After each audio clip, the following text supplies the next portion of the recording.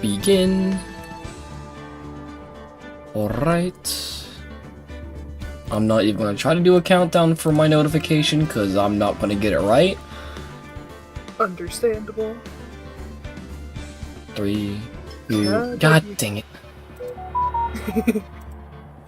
Hello, phone. You exist. You exist. You're just an iPhone. It's not an iPhone. Oh, I thought you said... I do not like iPhone. I thought you said hello, iPhone. No, just a hello, phone. You exist. You exist. Oh, there we go.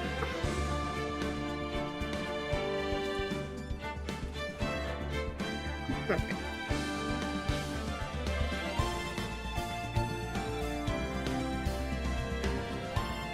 I like having the stream up so I can see the chat. Yeah. I just replaced the entire other part of the screen with Discord. Like, yeah, that's gonna be behind. Let's just replace it with this. Okay.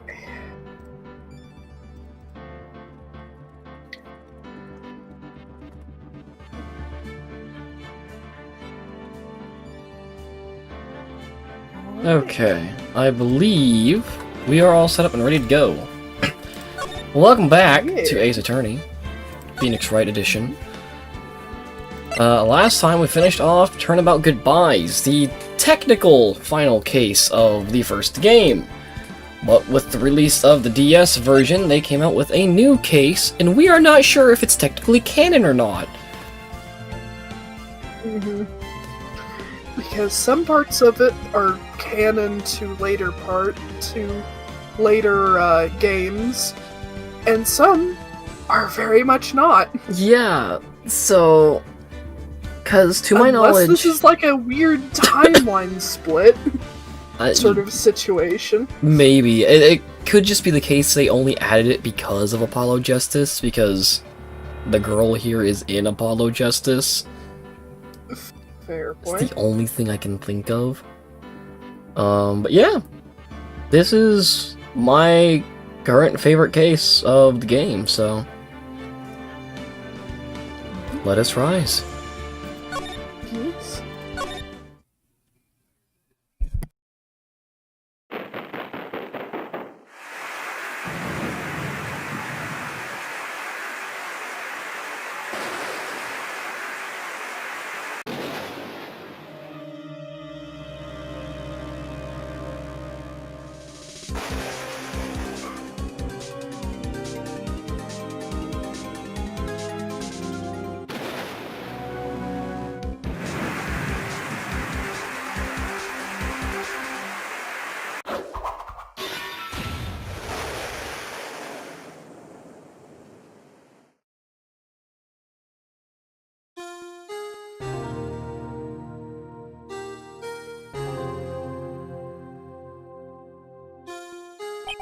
Well, that was trippy. Yeah. And as you can see, already, the animation is vastly different from the rest of the game. Yup.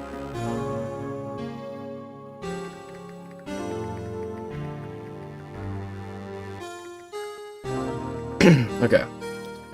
Been 2 months since Maya left the office. 2 months without a single trial. I've had offers, none I took. That is, till the day that girl showed up. February 22nd, 10:02 a.m. Why do I come here to the office every day? It's not like I want to work. I feel that. Understandable. That reminded me of Danganronpa. That is completely fair. Yeah, the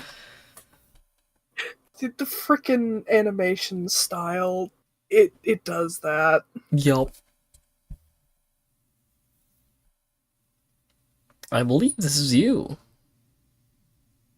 Oh, right. I am not gonna wait for her again. She was not prepared for this because we were talking about other stupid stuff before this. Yes, yes we were.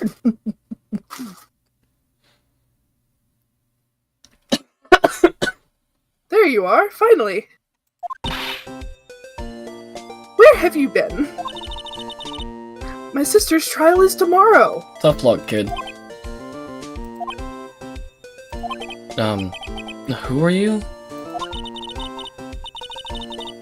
It doesn't matter who I am, it only matters who you are. I'm the famous defense. Mia. What? Wait, hold on. I'm not that either.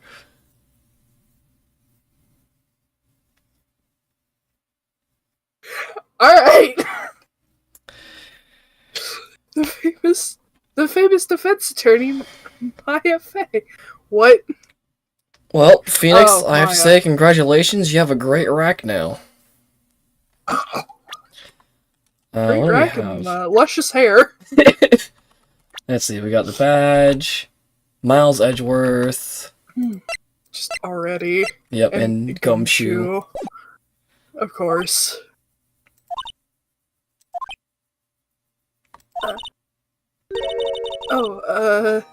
You're not Maya Fey, are you? Mia. Yeah. I'm sorry, but Miss Mia Fey no longer works here. So, you are the coffee boy? I quit. This job's not for me. You know, after the last case where I took down Manfred von Karma, you know, this case just isn't for me. It's just not. Calm down, Tori. Keep your pants on. I'm Phoenix Wright, a defense attorney. Right. Wait. You're the Phoenix Wright. Did the hair not give it away? The Phoenix Wright from the Edgeworth murder case. So, man, does Wright look like a madam with assets? Her goggles may be blocking a little bit more than we think. Well, true, in her hair. Also, I just saw her little vials down there. Oh yeah, she's got. Yeah, she. Oh boy, she. You know what? Very interesting. I forgot about that, Tori. That's completely fair. That is completely fair. If that's the case,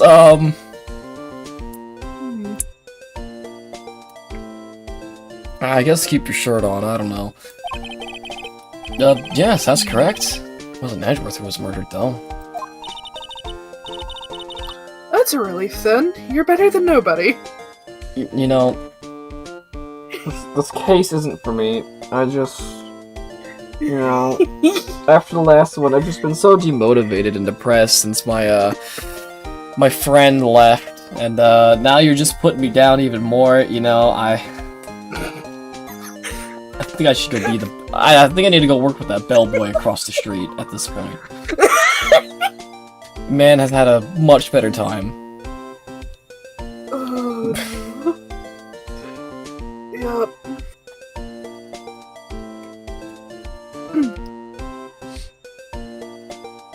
I've already said that line. Oh, you're right. I'm sorry. I got distracted by what Tori's saying.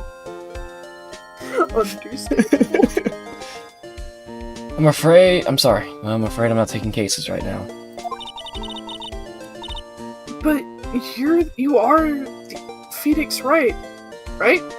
She kinda looks like Maya, mostly in face. That's completely fair. True. That's partially art style. Yeah. The undefeated defense attorney. Look, I'm not accepting any new cases.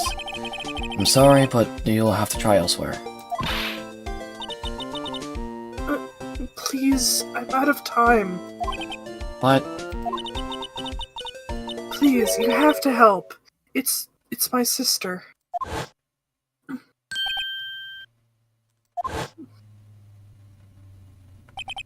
Maya? Could it be?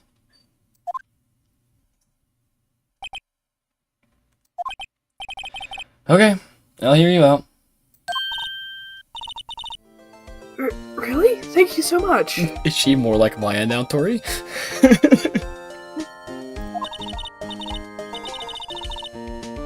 My name's Emma. Emma Sky. I'm a scientific investigator. Scientific investigator? Hold on. No, I don't want to move. Charlie! I do things with potions. Mia's plant, Charlie. I've been taking care of him in Maya's absence. Say Maya. Okay, Mia. Poster of the Steel Samurai on the wall. Maya stuck it up there on the day that she left. I didn't have the heart to take it down. Hi! Understandable. Are you interested in this poster? She is this one's Maya, yes. Yes, she is. You know, Yep. I would normally take $10 for it, but, you know, you remind me so much of an old friend, you can just take it. I do sometimes get strange looks from the clients, though. Obviously. Yep. Difficult-looking legal books stand in formidable row. They mock me. I tried reading one, and it made my head hurt. When I closed it, it slipped out of my hand. Then my foot hurt, too. Mia's desk. I sit here even less now that I've stopped taking cases. I at least dust it off once in a while. Looks like it's cleaning day again at the hotel across the way. I hear they're planning a second branch outside the city. Gads! The bellboy was staring right at me! Whoa, look away. Emma, was it? So you're a scientific investigator? Yes, that is right. Is something wrong? No, it's just, you seem kind of, jumpy? Or maybe just young? Young? I'll be 16 years old this year. You're younger than Maya! Yep. And you're already doing better! Yep. Oh, I see. Wait, only 16? I'm set to be formally assigned to forensics in 3 more years. Bruh. My work is becoming quite well known, at my age no less. Bruh. So, what exactly is your current position then? Well, legally speaking, child. Yep. Yep. Yes, you call me an 11th grader. They even both end in ah sound with their names, yeah? Yeah. But I'm ready to do my job. At my age, no less. You sound like an old man now. Emma, age 16, high school junior, and self-styled scientific investigator. Yeah, that's about right. Great, another future professional in training. So what's this about a case? You said the trial's tomorrow? My sister didn't do it. She wouldn't stab someone with a knife. She wouldn't. So, it's a murder case. I don't care if there's a witness who saw her do it. She didn't do it. I know she didn't do it. That's a scientific fact. You're really making this case sound like a treat, aren't you? Man, there's a witness and everything. Man, Forensics there's a don't lie. witness. Yep. Just talk to her. You have to talk to her. Is that part of the job? I suppose I will. I promised her I'd bring Mia Fey, but... Graveyard's down the street. Hmm. That's interesting. How'd she know Mia? I wonder if necromancy would be on the table. Hmm. In this game? Probably. Oh god. So, you want to be a scientific investigator when you grow up then? Excuse me? You're not grown up. I'm not a child, I'll have you know. You're not a grown up either. Still, it's good to have a I'm goal. a teenager. Please talk to her for me in my gummy glasses. I don't get it. It's good to have a goal, albeit a very unusual one. I believe investigation should be done scientifically. Congratulations, you're working with Phoenix Wright. There's a lot of things that aren't scientific about what I do. Both mentally and with my friends. Wait until you meet Maya. Yup. Kumi is a Vocaloid. Oh, okay. Yep. Don't you? Yeah. Sure can't fault her for a lack of enthusiasm. If this case is handled scientifically, I'm sure my sister's name will be cleared. Your sister? I've been doing research, you know. I'm developing a new scientific method of case investigation. Oh, they do kind of look like those glasses. Okay. Oh yeah. Here, I'll... Let me see if I can copy this and send it to you.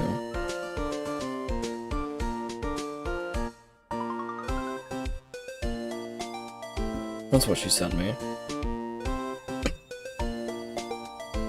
Yep, I see it. Also, I'm not gonna lie, my first thought as well when I saw that was, Psychonauts. Fair. I've never played that game, but I've seen the character. I'll show you when I'm done. I'm looking forward to it. Guess I should get down to the detention center and talk to her sister. My sister asked for Mia specifically. This Mia Fey person was a few years below her in school. So they went to the same school, huh? She always told me to go to Mia if I ever needed a defense attorney. And, well, I need one. Incidentally, Mia is a woman. Now that you mention it, I guess it is more of a woman's name than a man's. Well, it's nice of you to help your sister out like this. You must be close. I'm sorry I'd said something.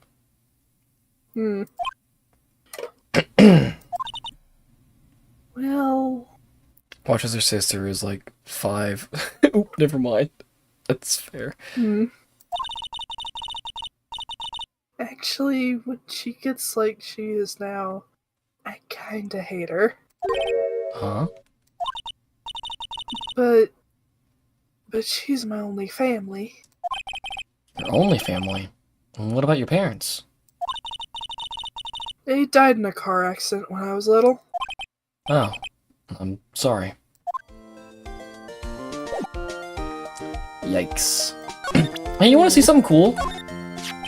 See this? It's my attorney's badge. Ah, well.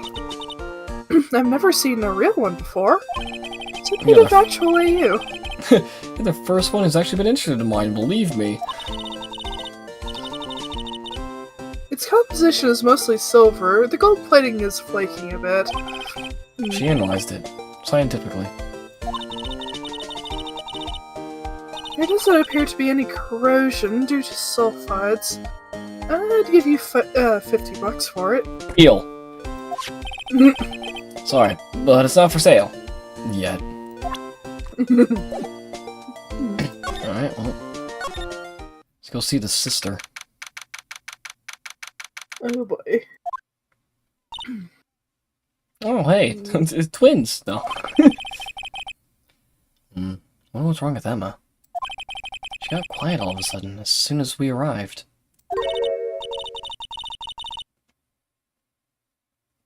Guard, I thought I told you I don't want visitors. Not the voice I expected.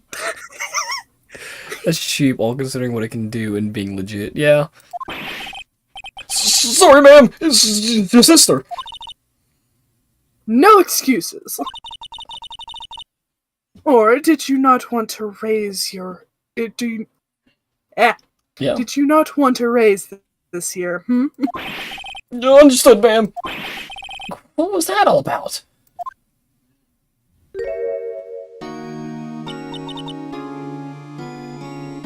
Hi, Lana.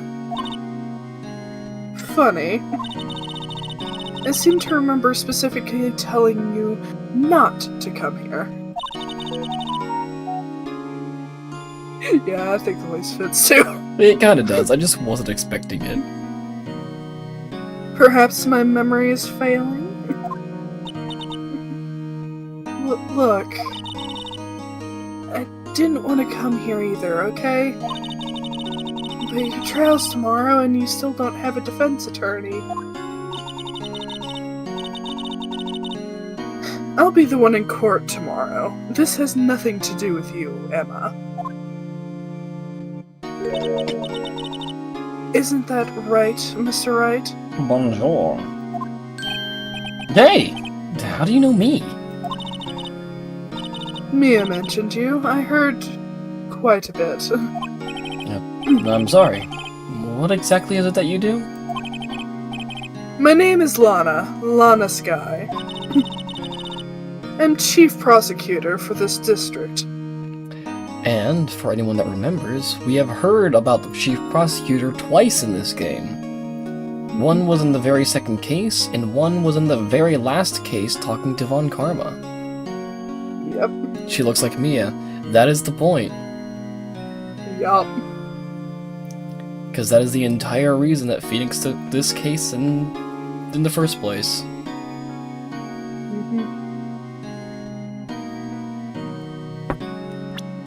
I believe, yes. She is also 29. Emma's sister and chief prosecutor for the district. You're a prosecutor? Two sisters, one a lawyer. Could this be a coincidence? Emma, Lana. I mean, they're just like... Only makes her sister Maya clone more. Yeah.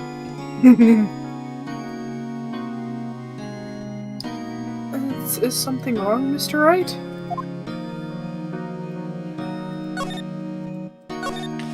Smile for the camera. This guard monitors the visitor's room. He's frozen in fear of the frigid Miss Lana. I'm feeling a bit chilly myself. Case. There's something you should know from the start. Which is? The suspect in this case has confessed to the crime. Huh? Wait, but the suspect is... me. I did it. Well, Mr. Wright? Well, why don't you begin by telling me exactly what happened? The crime took place yesterday, February 21st at 5:15 p.m. It's quite specific. It was in the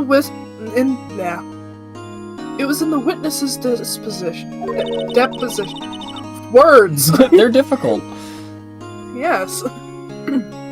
A witness clearly saw me committing the crime. That was a bit of bad luck, wasn't it? The crime took place in the underground parking lot at the prosecutor's office. The body was found in the trunk of my subordinate's car. Prosecutor's office, huh? In your subordinate's car trunk? Classy. I was arrested on the spot, caught red-handed, as it were. Ah, because there was blood on it. Oh, that's just great. This case is looking winnable already. So, who was the victim? An investigator with the police department. I suppose the correct term is detective. Usually. A detective? Death was due to loss of blood. He was stabbed once in the stomach. By you? Death wasn't immediate, but the wound was fatal. I see. Allow me to repeat myself, Mr. Wright. The victim was a detective. Yeah, I got that. You know what that means, don't you? friendly fire was turned on. Uh-oh! Bad pun alert! Bad joke alert! What, Mr. Wright? What does it mean? Well, it means... The police department will consider it a matter of pride to have me found guilty. They will use any means at their disposal to do so. Unfortunately... Poor Gumshoe. I'm gonna keep that one to She was out myself. of the building at the time. Yeah. This case gets worse and worse with everything I learn. So, you're the chief prosecutor? That is correct. I'm responsible for overseeing every trial handled by prosecutors in this district. I make sure the prosecutors have what they need to do the job, and manage every aspect. Those are my responsibilities, in a nutshell. Oh, she killed Gumshoe. Oh, no. Thankfully, no.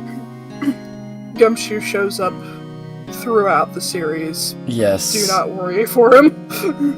I love Gumshoe. An awfully large nutshell. Gumshoe's great. Still, I'm a little surprised.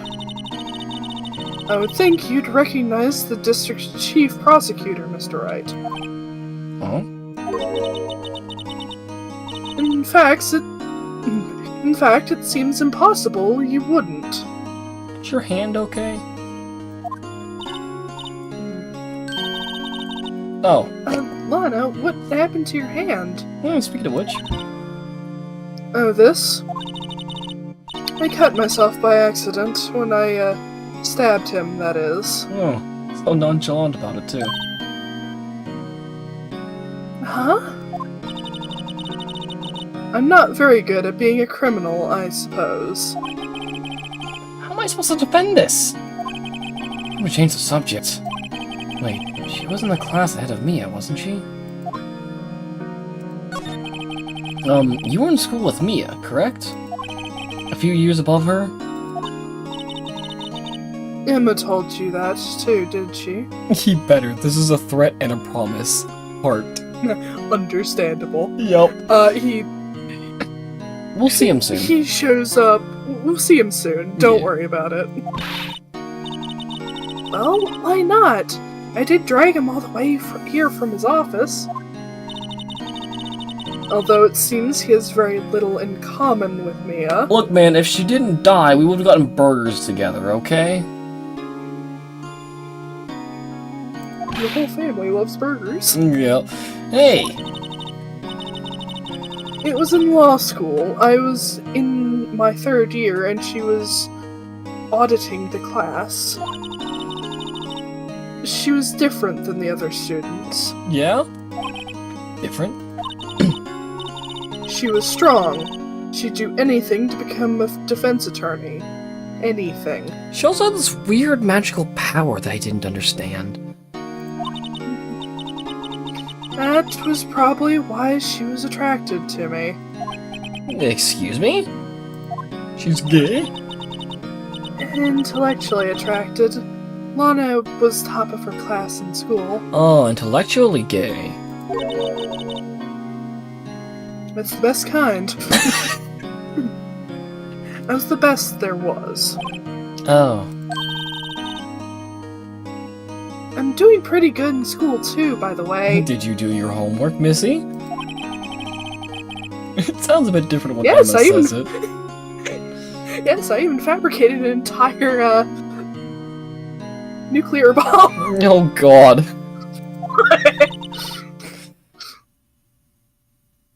Well, Mr. Wright, Excuse me? as you can plainly see, I am admitting my guilt. I think it's safe to say there's no way you can take this case. None. Do you know who I am? I am... Except a lot of lesbians. Do you know who I am? I am Phoenix Wright, attorney at law. I will find a way to make your life a living hell. Also, we already know she's gonna be wearing the pants in any relationship. Well, But Lana, not any relationship.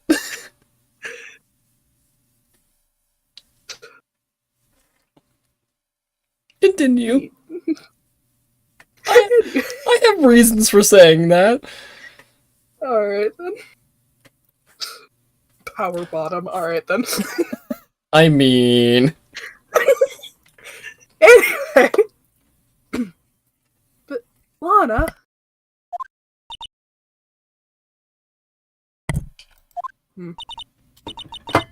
Why? Why are you doing this to me?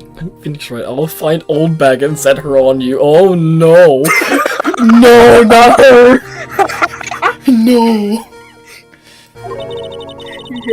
You hear off in the distance, you young whippersnapper! You whippersnapper!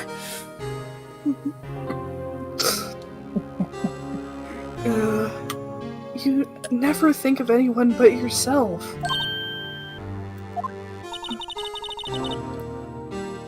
I know you didn't do it, Lana. I know. So how can you say you did? If I lose you, I'll be all alone. You know, I have a great friend that you can meet. Her name's Maya Faye. You can summon her once a day. Once a day as a special ability. Oh god. A terrifying ability. Oh god. She just sits there and just nags someone's ear off. Oh god. Yup. I hate you, Lana.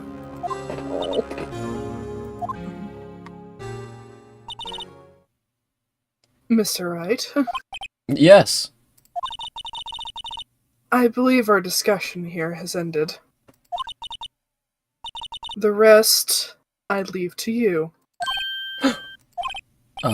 You mean you're requesting my services as your defense? Straightens tie? Don't lose any sleep over it. Your client has confessed, after all. This case is over. I mean, I've already lost my best friend. And her sister, who is still alive. I mean, I lose a lot of sleep regardless. Right, I'll do what I can to get to the bottom of this. She do lots to consider and is in training. You have a similar face. Yup. Lana has confessed the crime, yes. But something doesn't fit. It's that look in Emma's eyes. There's something else going on here. I'm going to find out what. I'm sorry, Mr. Wright. Huh? About what? My sister. She's not always like that, you know? You sure? Just never expected to be defending another prosecutor again. She's changed a lot.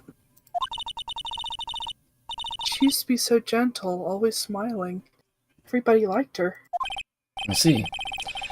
Sorry, but I'm having trouble imagining that. What happened to her? I don't know for certain myself. I think maybe she... Well, maybe not. Sounds like there's something there that defies a simple scientific explanation. Well, let's go check out this underground parking lot at the prosecutor's office, shall we? Okay. Oh no. I'm not prepared for this. Oh, okay. Alright. So this is the lot where it all happened? Looks like they're still investigating. Only that my first visit to the prosecutor's office should be like this.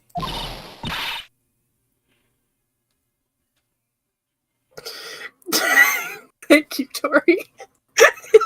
Yeah, that's about right. Yep. I ship Mia and Phoenix Yup. personally. Let's be honest, if Mia didn't die that night, she would have asked him out on a date. Yeah. It felt like it to me. They were the school flag.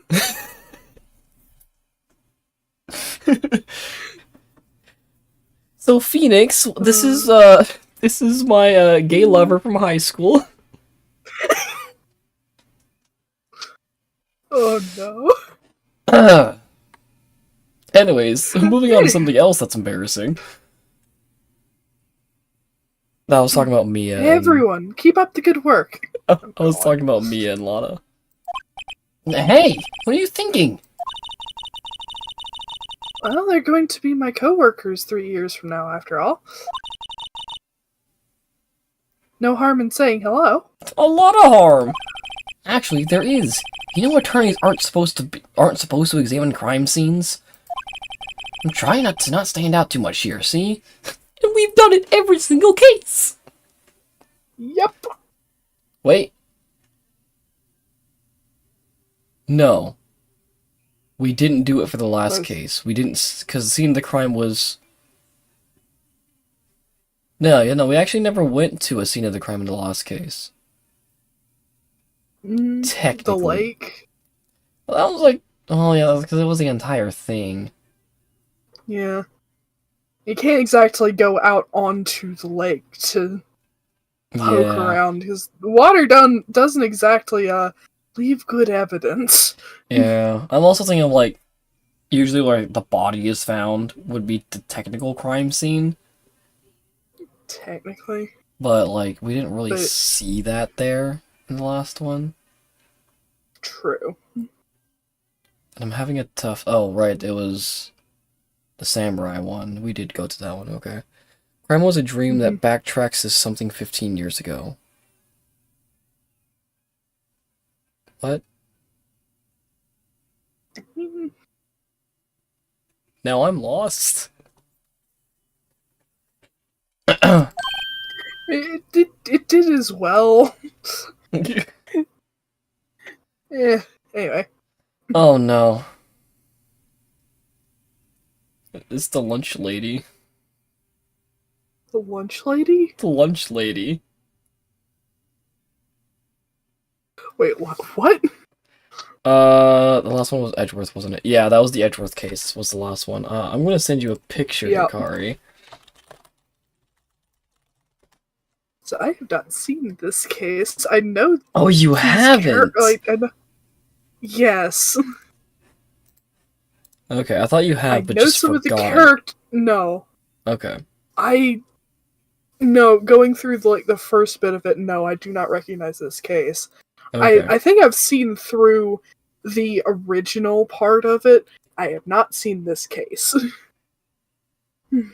Oh, that's what you meant. It was, the DO6 incident. Right. Yeah. Also, for you, Hikari, so you can at least get a rough imagination for how to voice this character. Oh, I did not mean to do that. Oh well. She is... Oh no! It wasn't her! Oh no, it's the other one! Oh no, it's me! Oh no. You expecting to go unnoticed here, partner? Partner? Oh, him. What do we have here? Looks like a bambina got loose from the ranch and is up to no good. Folks gotta learn to keep them doggies tied down, partner. Mr. Marshall. This song should sound familiar, Hikari. Yeah, it really does. Marshall? It's more like a sheriff to me. Looky here, Bambina. I know how you feel. But, this is my gang's gold strike, see? Strike? This is our claim, our territory, with a mother load of evidence. If you're fixing to mess with what's ours, you'll regret it, partner. You know what dreams the cacti out in the desert dream you want to? What's this guy talking about? You head along home now. Happy trails, Bambina.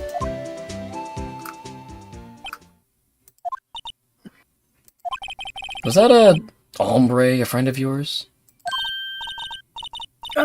Kind of, sort of. Yeah, he's a detective. Who thinks he's a sheriff from the Wild West, it seems?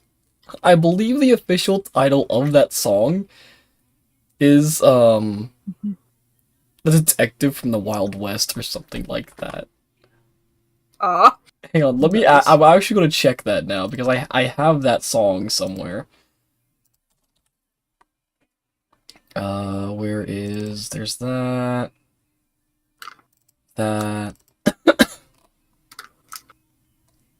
It's... Yeah, the detective from the Wild West. I love this guy. Okay. He's great. So far, he's brandished a very illegal knife, I believe, and drank alcohol in public in a crime scene. I don't think that I'm pretty sure that was I think water. The knife. Yeah, the knife. No, because they're allowed to have them. Yeah. I'm fairly certain. You can carry a knife in a lot of places, surprisingly. Yeah. Even knives like that. And given that he is technically a government official, He's allowed to do it in a lot of places, yeah. And the canteen, I'm pretty sure that's just water. Because flasks don't contain just alcohol. Yeah. But I love that character. Here, a phone. Let's see if it works. Hey, don't touch stuff we don't need to be touching. I figured it was the blade size. I mean, maybe in some places, some people still carry, like, machetes and stuff. Yeah.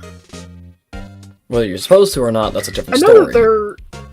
I know that there are some blade sizes for specific places. Yeah. But I'm not sure, because detective technically part of the sort of police force. Yeah. So he'd still be allowed either way. Yeah. Plus, this is also the Phoenix Wright universe, so a lot of things that normally wouldn't go are allowed to go. Yep. Like bringing a whip into a courtroom and using it. Yep. Thanks. Oh yeah, and using a gun in a courtroom, if I remember correctly. Wait, what? Don't worry about it. Oh no! I'm very concerned. Anyways. Part of the Edgeworth series, but yeah. Oh no. I've only played the first game, that was like forever ago, so my mind's a bit foggy on that. Don't worry about it. Okay.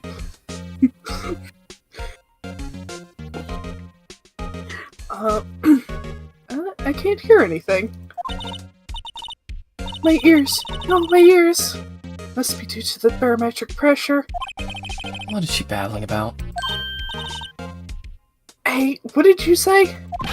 See, you can hear just fine. The phone's broken. Calm down. Oh no. Oh no. Aha! A ladder! That's a step ladder.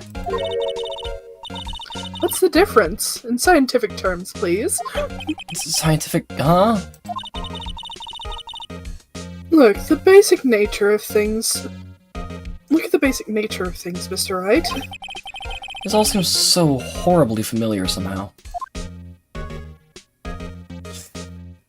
Step ladder, what are you doing? Oof. Wait, imagine if your stepsister got stuck in a step ladder.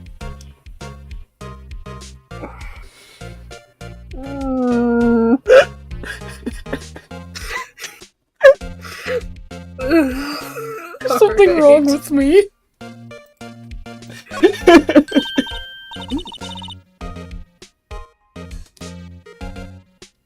Look, a door! This must mean something. Yeah, there's something on the other side.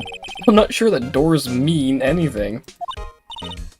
No, it won't open. A mysterious lock. I fail to see what's mysterious about it. Mr. Wright, you need to learn to enjoy life more. Let's finish our investigation first, shall we? The door often indicates that there's something beyond the door. It's an exit door as well. It turns into a black hole. They cannot both exist at once. The stepsister thing. Oh no. Oh no. This is where the cars leave the lot. The arrow on the ground makes it look more like an entrance. What are you talking about? It's blatantly an exit. Well, maybe it's both. Kind of a dual purpose? Aha! The theory of relativity. What? I've got to write this down. Ah, hey, Mr. Wright. Maybe you know, was Mr. Relativity... What? What? I'm looking it up. Emma's lost me! Mr. Alright. Relativity. Don't Google it. Alright. I'm not gonna lie, the very first thing I see... The very first thing I see... The very first thing I see... I'm gonna show you. Alright, I'm Googling it. No, I'm gonna show you. I'm good.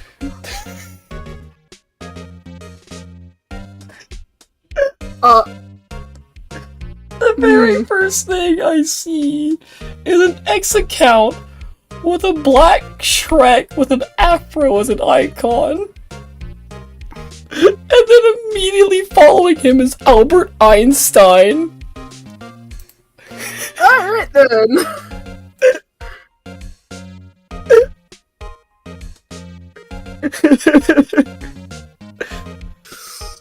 Why? Okay.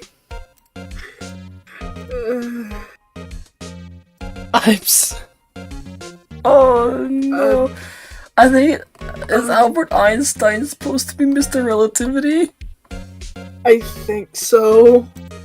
I hope so. That's what I'm seeing, like, a lot of things about Albert Einstein. He's German. He was born in Germany. Yeah. Yeah. Oh my god. Mr. Relativity? Are you sure that was his name?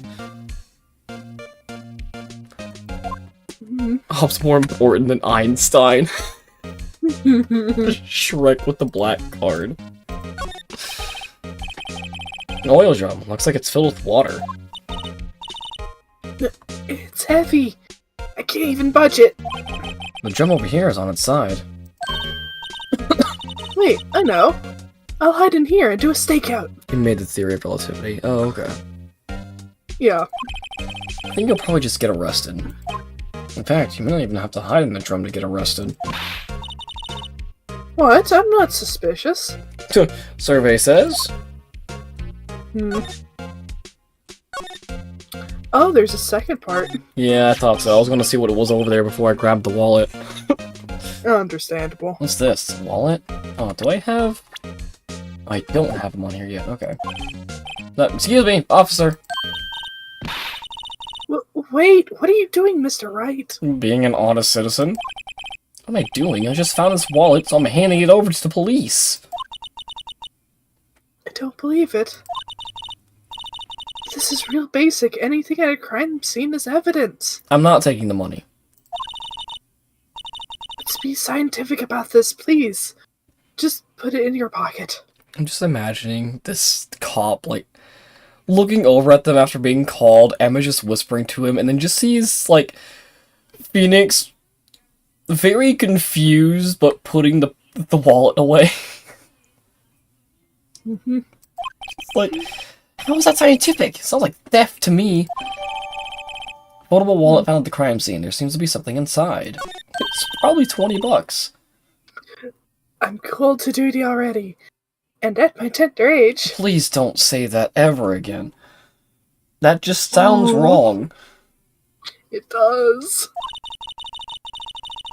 Here, I'll teach you the trick to examining evidence in detail, okay?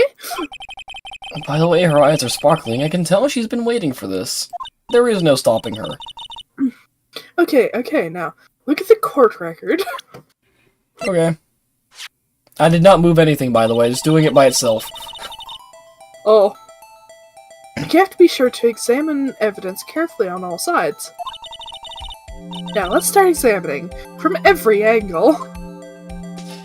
Now, this is why this case specifically was added in the DS version.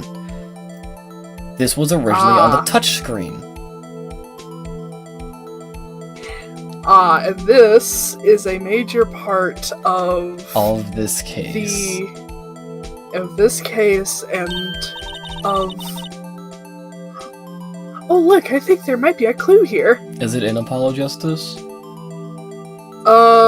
Or are you thinking of something else? The Edgeworth cases. Oh, the Edgeworth games, okay. Yeah. I think so too, yeah. As I do remember a lot of, like, examining evidence, looking, like, moving things around. Okay. Whatnot. So, you should check this out and press, with the press of enter. Yes, breaking the fourth wall. Fantastic, Emma. Yes, Tori, yes she does. What? I'm gonna send you what she said. Hang on, let me copy. I also don't feel comfortable putting this on the stream. Okay.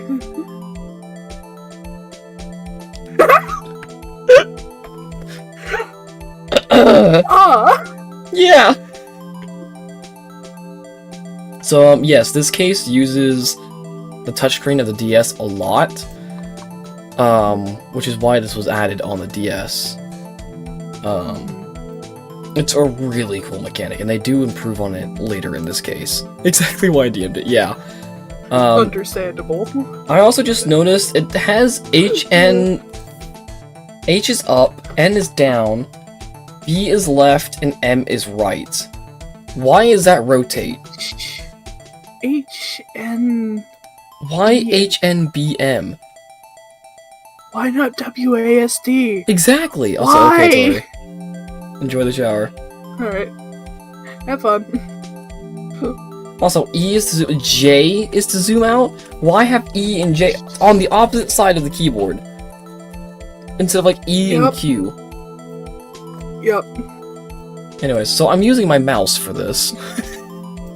Understandable. Ooh. Oh, thank God they blurred it. No one can steal his identity now. This is an ID card. Sergeant Bruce Goodman. ID, and they spoil it anyways.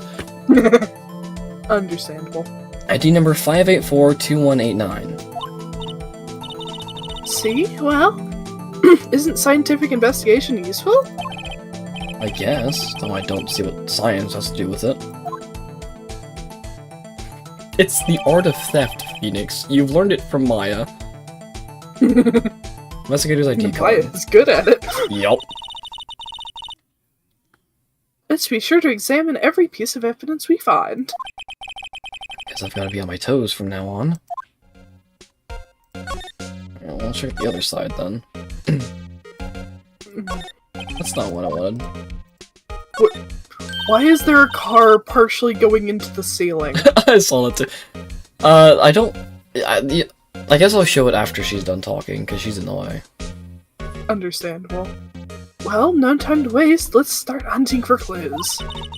I wonder what this is. Well, partner. Looks like you had no intention of going home quietly. Hi. The sheriff. He's back. Hold on. I have to find something now.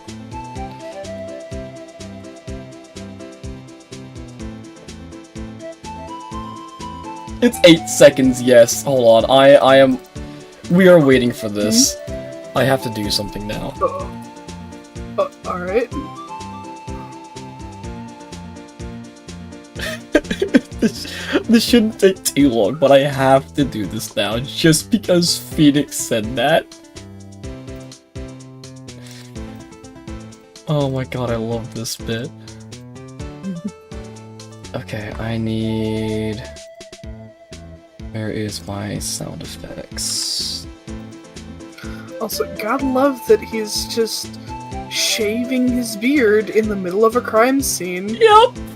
Getting his freaking Facial hair DNA everywhere. all over. Yep. Okay, do I have enough room to put it in this server? Yes!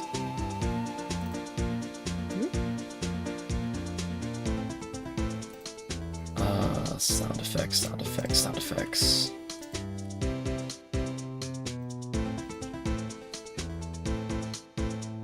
Oh no, it's too long. Hmm. You know what, screw it, we'll do that.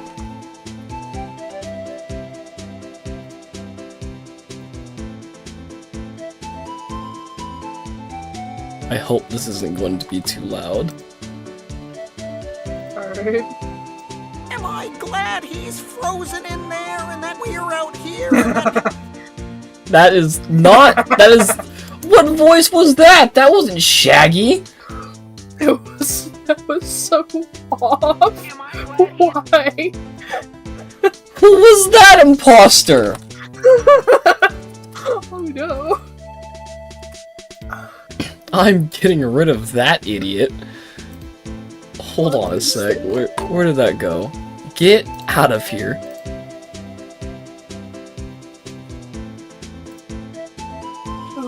Sound effects.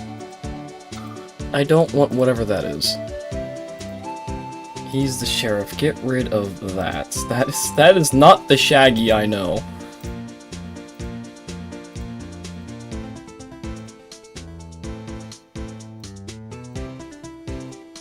God, I love this song.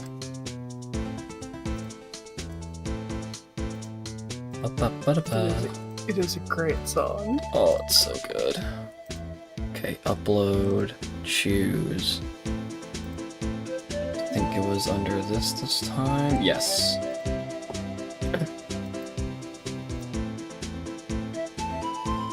Why does it have to be under 5 seconds? That's dumb.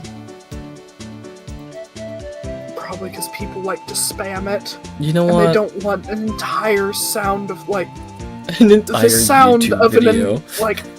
Entire YouTube video or hour-long ocean sounds or whatnot. An hour of silence I would broken up see by the some- metal pipe sound effect.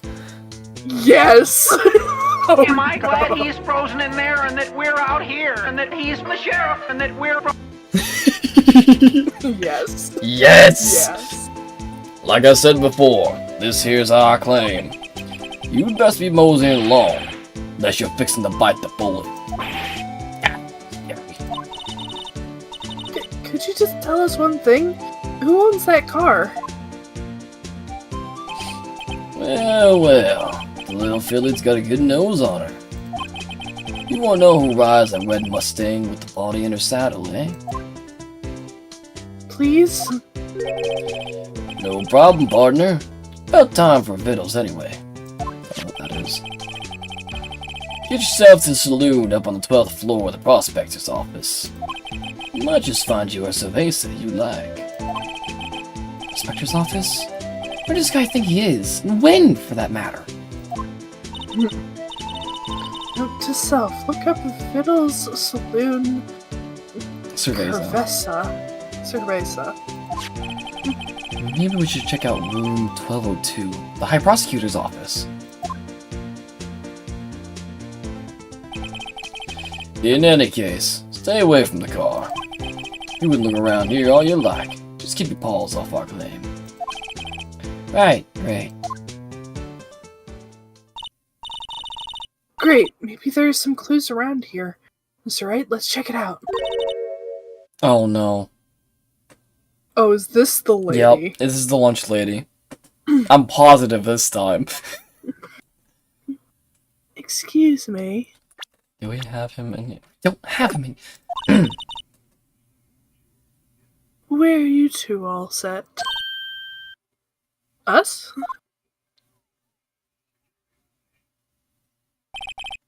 What's this? She couldn't be... You're selling lunches? Here? This is a crime scene. Hello, half and half, was it? Oh, thanks. And you, sir? Yes? Some crunchy goodness coming at you. Thanks. Interesting way of doing business. This area is off limits to anyone without clearance. Especially passers-by. Where are you officers? No, but you don't exactly look like the type to have clearance. Well, that's hardly a way to greet someone. You just walked up to us and handed us 2 things of lunch, which, that's nice, by the way, but it's not exactly a way to greet someone either.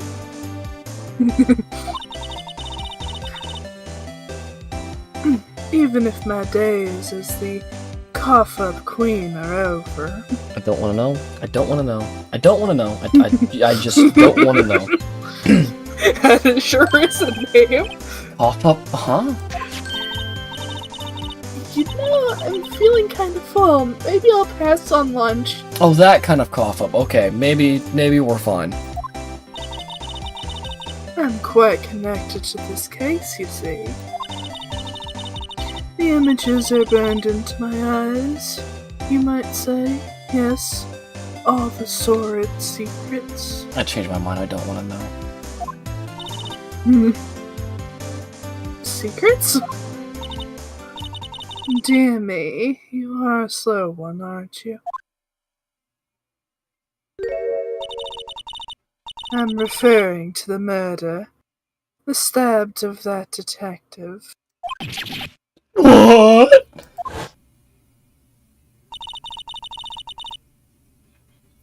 A witness clearly saw me committing the crime. That was the fastest flashback we've ever had. Yep. Like, You mean you're the witness my sister was talking about? in both this game and PMD, those flashbacks go on for a while. Please, Cough Up Queen, don't call her that. Sorry. Do not call her that. Tell us what happened. My name is Angel Star.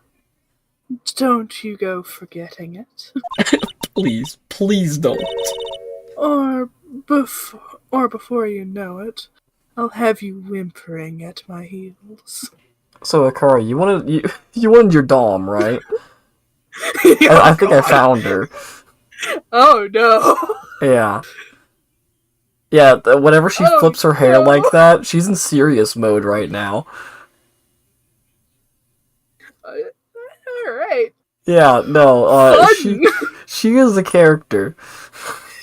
I could tell. Like, I'm also happy with the voice I gave her. I am too, Oh, honestly. boy. I'm enjoying it. I'm not gonna lie, she looks like Cynthia from Pokemon. She does. She does. I think it's partially the part of the costume. It is. Would It's the fit with dress Cynthia. and it's the hair for me. The dress, the hair. Yeah. And I could totally see Cynthia wearing that coat. I'm not gonna lie. Oh yeah, 100%. Yep. Yes, ma'am! Yeah, she means it. And Phoenix is already submitted. Sick. Can I go to the other side? I have... there's a phone over there that I want. Okay. Why is the phone glowing? Why is the phone glowing? Oh. Wrong phone. Somehow, I knew. Yesterday was a day of destiny. I knew something was going to happen. Just like how I know that the daily special on Friday every week is salmon. Is it not your business? And even if it's not your business, it should be obvious that you would know that. Or are you not referring to the lunch boxes? Destiny? Was yesterday special for some reason? You're a defense attorney, right? You should know then. You should know the foul misdeeds of the evil ones who haunt this den of inequality. Better not start talking to me about God or something, I swear. 'Twas payday.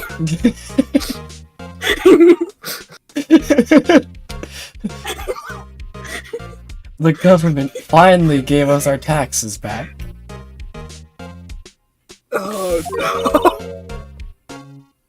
Evil ones?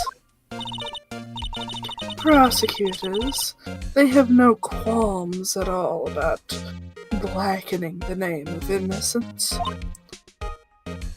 And yesterday they paid homage to the most evil one of all.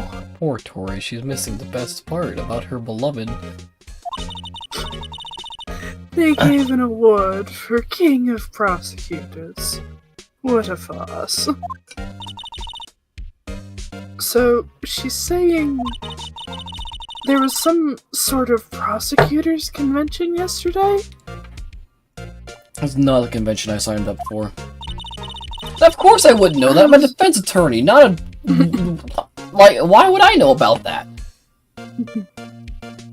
I was almost compelled to lace their lunches with something foul. Laxatives. Works too fast.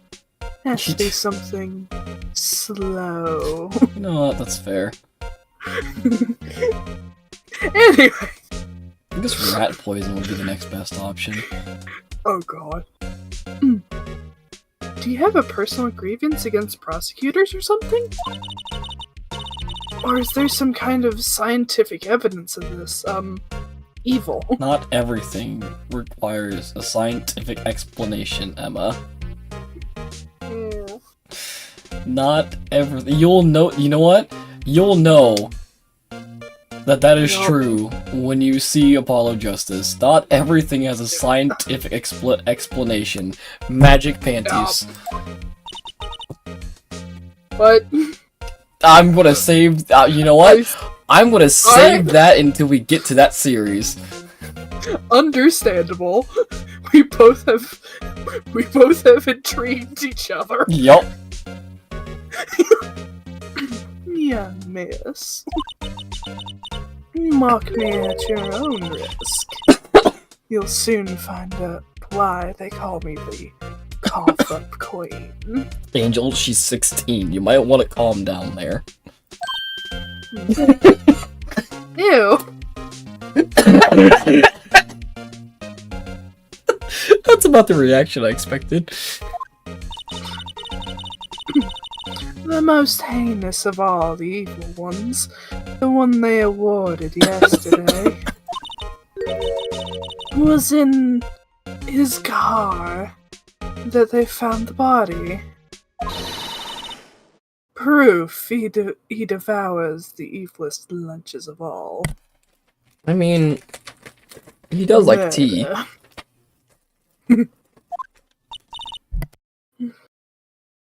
Murder flavored tea. Really? Yeah, it tastes like copper. Really what? I'm totally confused. One thing's clear, this lunch lady has something against prosecutors.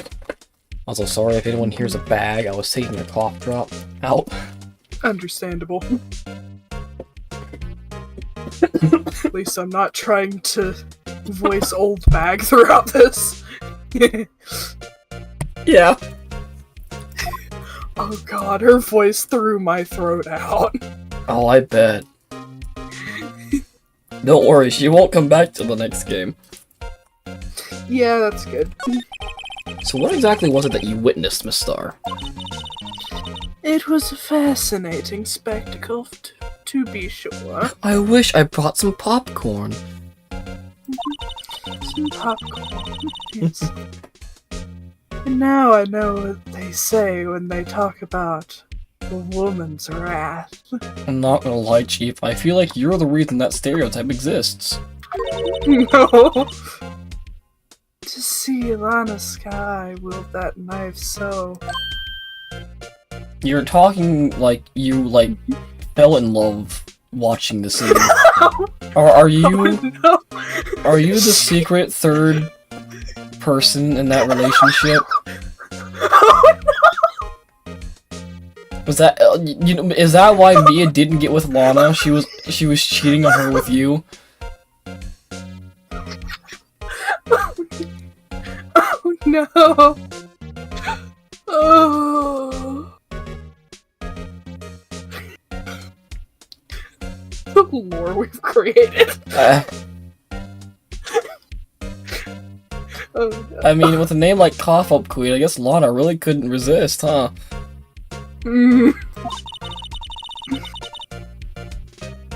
Her knife flashed in anger, bringing him to a sad end. It was truly a sight to see. You mean you saw the moment of the crime? The sound of his silvery ties to this world being cruelly cut still rings in my ears. I just think you're just a psychopath now. Yep. And the rhythmic beat of Lana Sky's knife. Wait a second, you know Lana Sky? Phoenix, we just explained this. She's the third wheel that was chosen over Mia. Of course. It's quite a feat becoming chief prosecutor. How many lunchboxes of sin did she pack to make that journey, I wonder? You have no idea. She always travels light. That's good to know. So why would this pretty lunch lady know the chief prosecutor's name?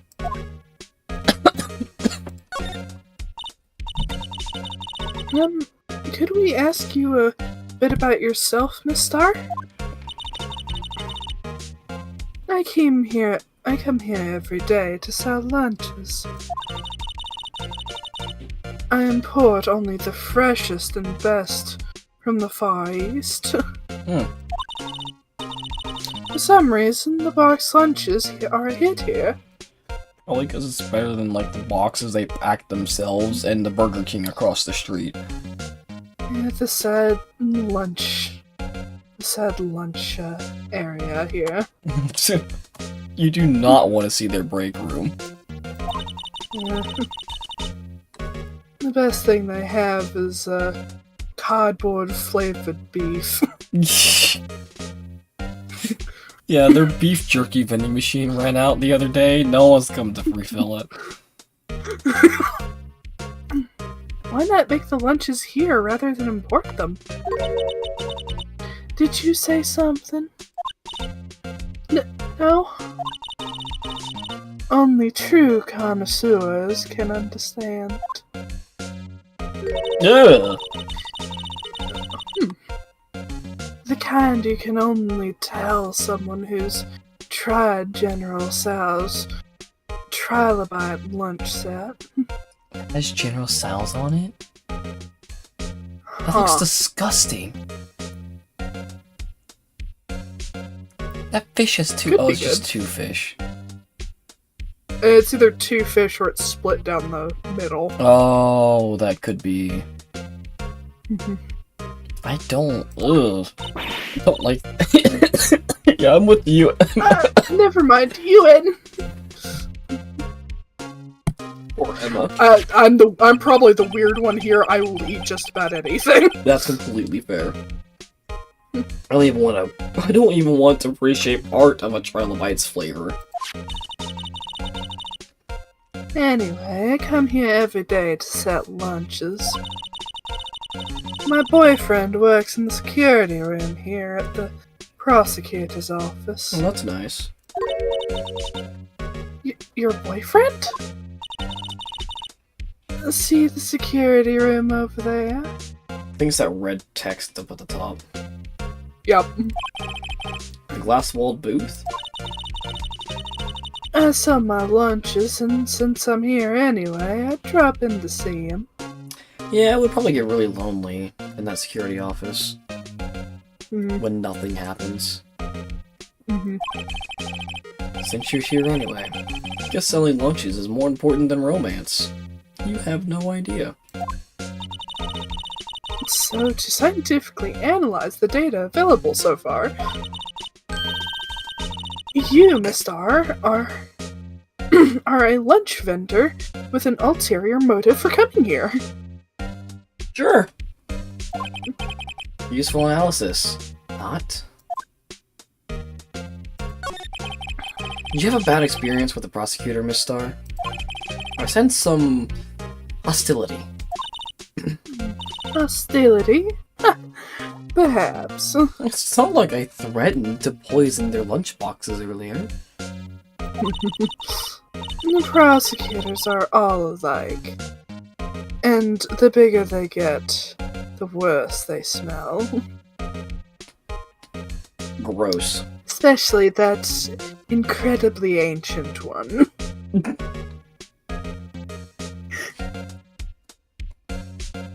Yeah. It's like sniffing a mummy. Oh god. Oh god. Oh, that would be terrible. Out of all the horror games that I've seen with mummies, I never once thought about how they might smell. Understandable. Oh no. Fun fact, in frickin' like old frickin' like London, when they were getting stuff from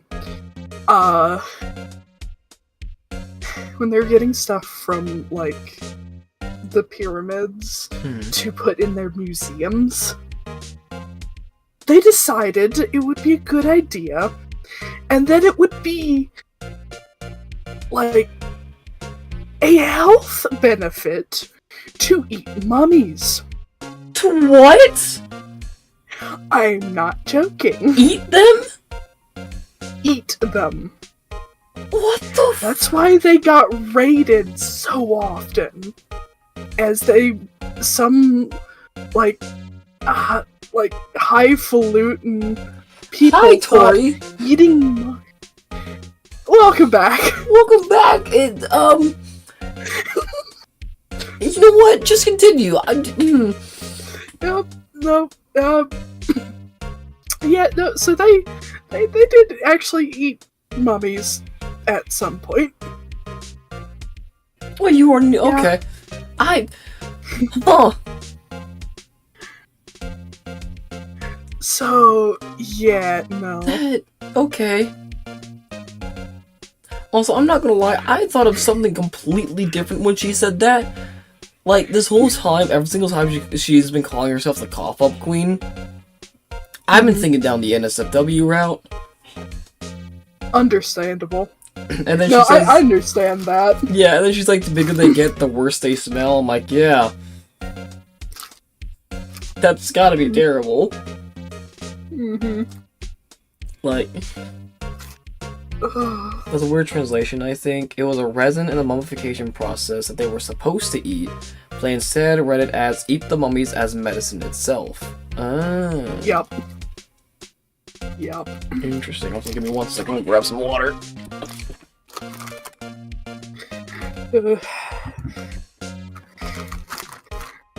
Gotta love old history facts. Also, Tori, since you missed it, we got some new lore. She has only Yeah, on she her hat. does. Yeah, we got some new lore. So this is Angel Star. She refers to herself as the cough-up queen sometimes. I was thinking Futanari, personally.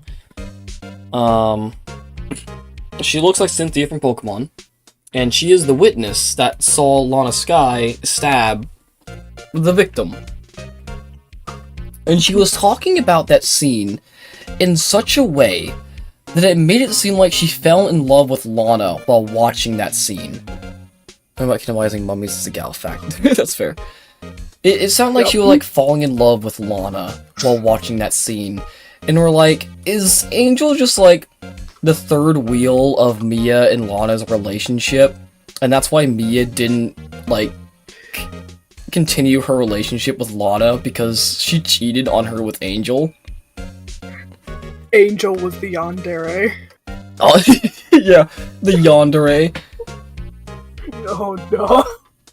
She has already, like, said something along the lines of, like, if you're not careful, I'll crush you beneath my heels or something. Like, she is a hot, she has Dom energy. Yep.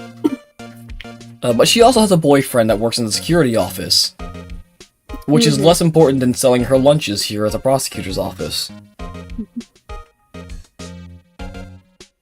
Fair enough. According to her, anyways. But yeah, she's a lunch lady. Anyways. Ooh. Kinda like 10-day-old clams in the chowder. I wonder if Miss Star was involved in some sort of legal trouble in the past.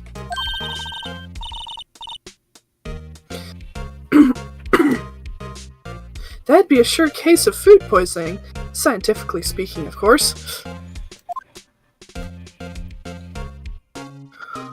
Ooh, yonder, maybe an old tsundere. Oh yeah. Maybe. I mean, now you're talking, cough up queen. Please don't. Please don't call her that. I've already ruined that name enough because I was thinking of bad stuff. Understandable. You know what? As long as her boyfriend enjoys it, that's all that matters. Oh, she was just a lunch vendor.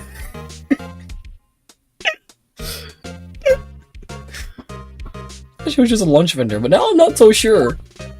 I'm not either. Oh, also another thing you missed, Tori. Oh hey, we have her. Mysterious lunch lady witnessed the murder. Age 31. The car that the body was found in belongs to someone we don't know yet, or we haven't been told who yet. But Yep. There was a celebration, I think the day before yesterday or something like that. Of how her pendant is a little octopus piece. Oh, I didn't even think of that as an octopus piece. Yeah, I thought that was just a tassel. No, it's a little sausage cut in the shape of an octopus. Oh, that's funny. It's incredibly popular. That's fair. But the thing that you missed was, it was either yesterday or the day before, there was a convention for the prosecutors to announce the King of Prosecutors, was it? Yeah, I think so. And the person who won the King of Prosecutors award, that's whose car the body was found in. And I believe we're about to go meet him. Yep. Little octopus decoration thingy, popular in Japan. That's fair. Yep. Hey, look, this is the little samurai. Oh. Also the chess pieces. Only The one is chess blue piece. and the rest are red. Yep. I also really like that jacket over there. It is a nice jacket. Very reminiscent of something. Yeah. Can't tell who. Hey Tori, you ready to see the King of Prosecutors?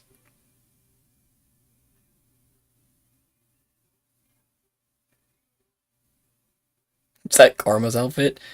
It might be inspired from Karma.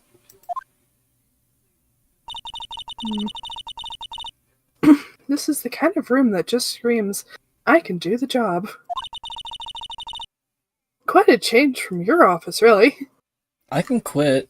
Oh no. I don't have to do. You figured out who it is, huh? I have. Oh no. Also, again, Tori, it might be based off of Karma's outfit, but it's not his. Thanks. Hey, look, there's a trophy or something here. A trophy? What, that shield? It takes real nerve to display stuff like that. Whoever's office this is, they must be a real stuck-up jerk. It's like a color swap. Yeah, kinda. Phoenix Wright. You never tire of prying into other people's business, do you? That voice! What a surprise! Long time no see, Edgeworth. Miss Whip. It is not Miss Whip. It is Edgeworth himself.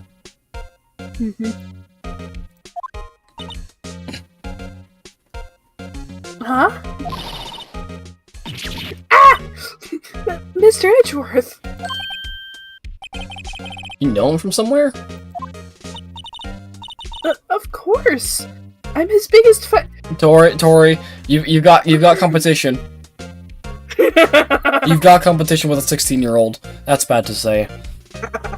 Oh no.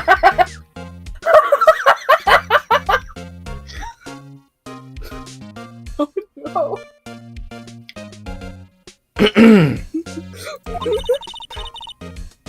My sister introduced us once, and... Right. Your sister is the chief prosecutor, after all. Well, what brings you here? I'll warn you, I've been known to be a real stuck-up jerk. No, did I? No. It's just Mr. Wright here, Hey, don't blame me! We're just here to investigate a murder case. Murder. A body was found in this nasty bright red sports car in the parking lot.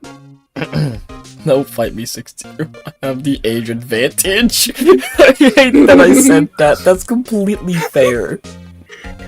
You know, I immediately regretted mine too, don't worry. Body was found nasty bright red sports car. Hmm? That would be my car. What of it? That smirk, though. I'm gonna wait to see what Tori says about that.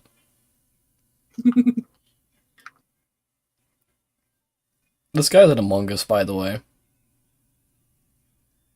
What? They put, Oh, yeah. Yeah, they put Miles Edgeworth in Among Us because his game came out on Steam. Yep. I forgot about that for a good solid couple of seconds.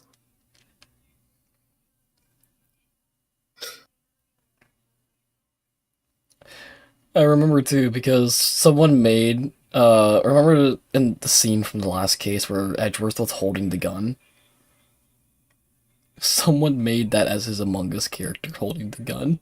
In that exact frame. It was hilarious. Nice. Fits him that he has a red sports car. Yeah. Yeah. What? Your car? I'll say one thing, she certainly can scream. Oh, hang on, I wanna...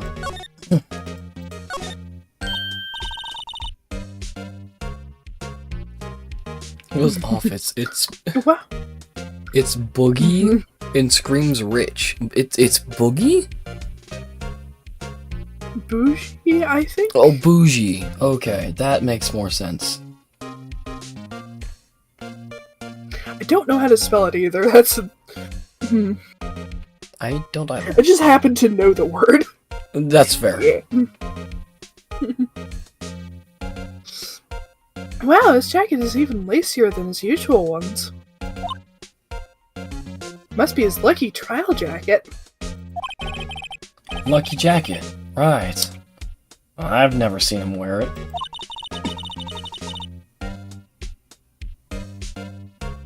I'm sure there's a story behind why it's in a frame. Maybe it'll be naughty and maybe I'll be naughty and take a picture. She's getting way too excited about this. Yep. My, what an amazing bouquet. Just right for Mr. Edgeworth. No kidding. There's a card on it. Oh no. Back from the dead, Wendy. Hmm. Old bag managed to find her way back. Hmm. Wendy? I've heard that name somewhere before. Beside it, a giant steel samurai. Wow, I want one. You really are like Maya. No, you're not like Maya, because you probably would have stolen it by now. Yep. Huh? There's something written on the bottom of his foot. She has a lot more self-control. Yep. Between a rock and a hard place. Wendy. Wendy, is she Mr. Edgeworth's fiance? Oh, I hope not. I Oh hope god, not. it's her! No, the jump scare! No! No! I don't think so. They stole the wallet still. Yes, they did. Yeah. Ooh. Ooh, cute. What a pretty tea set. I go for more of the instant tea bags myself. Amazing. The drawer below is filled with packets of tea leaves. The drawer? Where? Is it I shelves? think it's supposed to be a sliding drawer. 'Cause there is space below it. Yeah, but they're all shelves.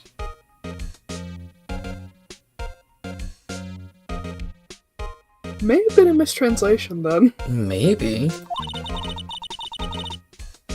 They're all sorted by place of origin and flavor. Look at this royal blend. What an exquisitely splendid concoction. There's such a thing as taking a hobby too far. That's not what I wanted. Whoa, these are all case files? They're stacked up to the ceiling. There's even a ladder. People outside the US call things odd. I don't know. That's fair. Odd! Thought Edgeworth wasn't good with heights. He must have someone get them for him. Oh, Gumshoe!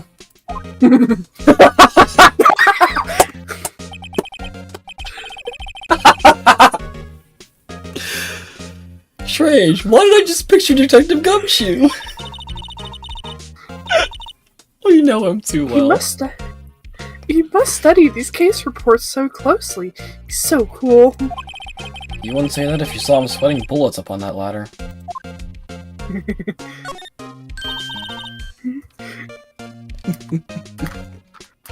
Hey, a chessboard! I'm not too up on my chest, but it looks like blue's in a bit of a tight spot. The Red Knights have surrounded the blue pawn.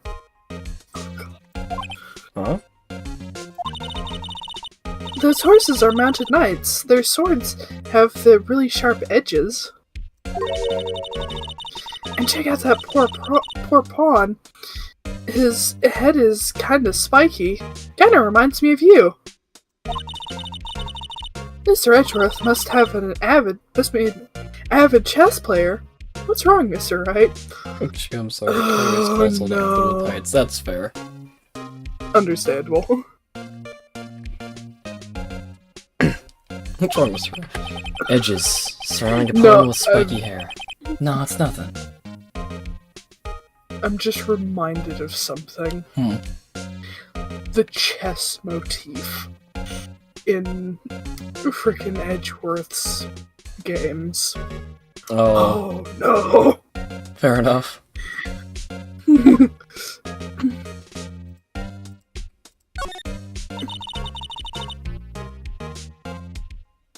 Mr. Edgeworth has such a comfy sofa. Sofas like this make you want to curl up and take a nap. I bet he pores over his case files here until the wee hours of the morning. He takes off his jacket, rolls up his sleeves, and goes to sleep using his arms as a pillow. I don't believe it. He was actually daydreaming about Edgeworth working. I bet in the morning he has sofa hair and little creases in his cheek from the seams. He's so cool. This, ladies and gentlemen, is... You gotta play the Edgeworth games here. I do plan on doing that eventually. Yup. It's not for a while. This, ladies and gentlemen, is what we call a crush. Sofa hair is cool. Heck, I need to get myself a sofa. I've been wondering, what the heck is this? It has a big K on it. Prosecutors. Huh? What's that? It's the King of Prosecutors trophy. King of Prosecutors? Voice crack, you really are a teenager!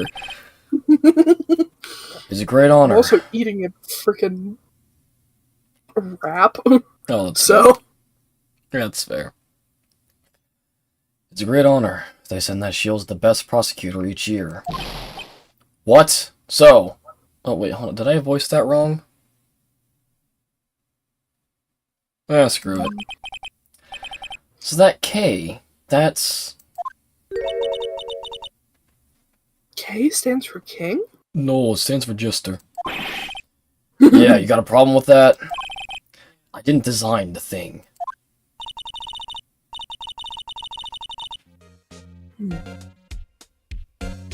King of Prosecutors. Kind of like Employee of the Month, only better. Dude, if I got a trophy for working at Walmart like that, I would try to sell it to make more money than what they pay me.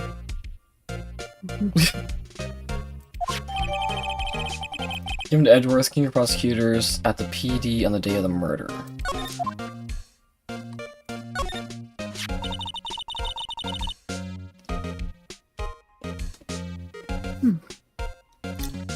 So that's the King of Prosecutors' shield, huh? Well done, Edgeworth. You must be proud to be the King of Prosecutors. Congratulations, King of Prosecutors. Please He stop looks so saying that. upset. Yep. That still doesn't explain one thing. Why is the tip of his shield broken off? Oh, no. A work desk. It's quite tidy, as one might expect.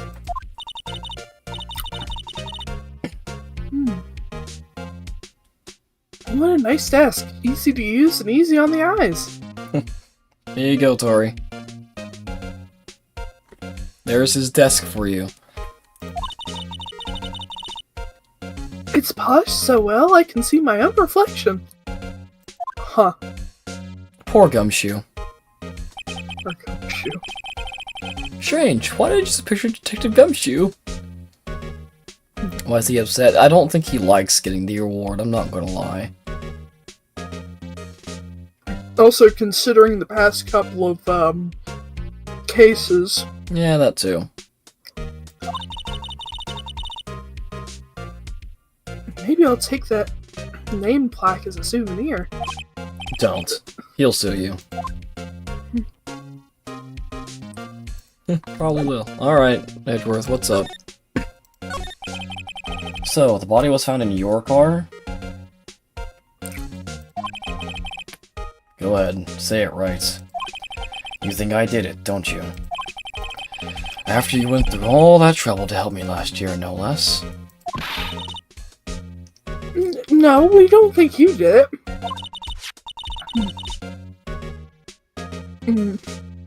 I mean, it was my sister's. So you admit it! Oh, no, wait. She didn't do that. I mean...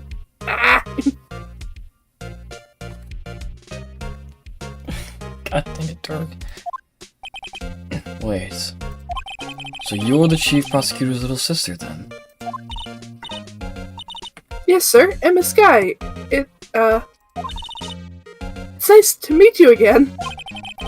Now that didn't sound forced at all. Ah, now I remember. You've really grown. I'll admit, it was a surprise for me too. To think that my own car would become the scene of a murder. More surprising still, I'm being forced to prove my superior's guilt. I can understand. Wait, what'd you say? Lana Skye is the chief prosecutor, the top prosecutor in the district. She can't prosecute herself, so I'll be the prosecutor at the trial tomorrow. You? Mr. Edgeworth? To be honest, it's a bit of a miracle I'm still here at all. What do you mean? Rumors. You've heard the rumors about me, haven't you? Miles Edgeworth. It's hard to remember a time when there weren't rumors about this guy. Forging evidence, arranging false testimony, illegal searches, you name it. This scene. This is what they made as an Among Us character. Some random person, and I love it. Thanks to you, my innocence was established in the trial at the end of last year. However, there are some who say I'm the one responsible for the current incident. What? That's crazy! Some people need very little excuse to think ill of others. Yeah, just look at Twitter. It's a fact of life. Impossible to stop. But... Some of them even go so far as to present me with toys like this. They think it's funny. Toys? That bronze shield? There's gotta be a story behind that one. Chief Prosecutor Skye? Yes, we first worked together on a case 2 years ago. It was my first big case. That's right, I remember. 2 years ago. I wasn't even a lawyer yet. Since then, I always felt that she was looking out for me. It appears I was mistaken.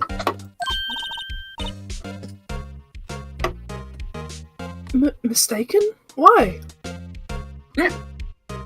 You did? Hiccups. Ah, that's always fun. I always get them when I eat too fast. Ah.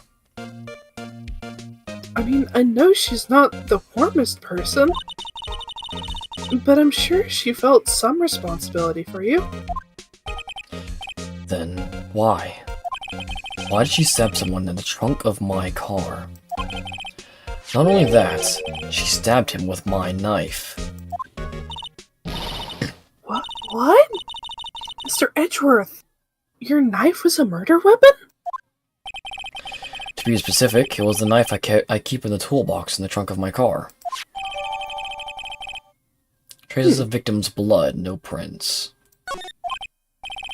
Edgeworth? What? Are you sure you didn't do it? I can explain. Come on, can't you take a joke? You have a strange... You have a strange sense of humor, Mr. Wright. Yeah, welcome to the channel. Subscribe.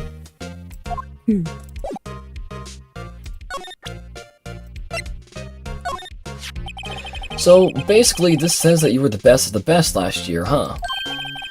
You can take that foolish grin elsewhere, right? I lost a day of work to receive that travesty. Huh? Why is that? I had to go to the police department to receive that broken shield. The police department? Yes, right next to the police station downtown. You've been there, haven't you? Where Detective Gumshoe works? Yeah. I was wondering something about your shield. Why is it broken? What does it matter? I've got more important things to worry about. Oh, right. He doesn't seem too concerned about his reward, for better or for worse. Yesterday was a very busy day for the prosecutor's office. Maybe we should ask him more about yesterday? Okay. Could you tell me more about yesterday, the day of the murder? Yesterday was the annual cleaning day at the prosecutor's office. Cleaning day?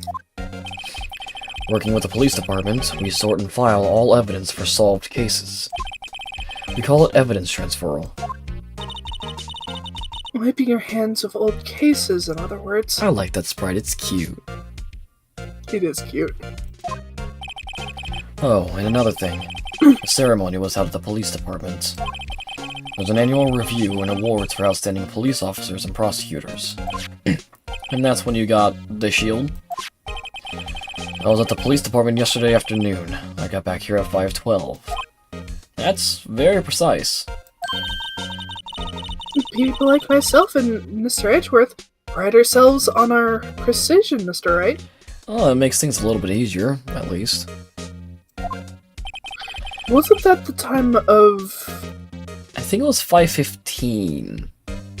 15? So it was like 3 minutes in between. Yeah. No, I placed little faith in my memory.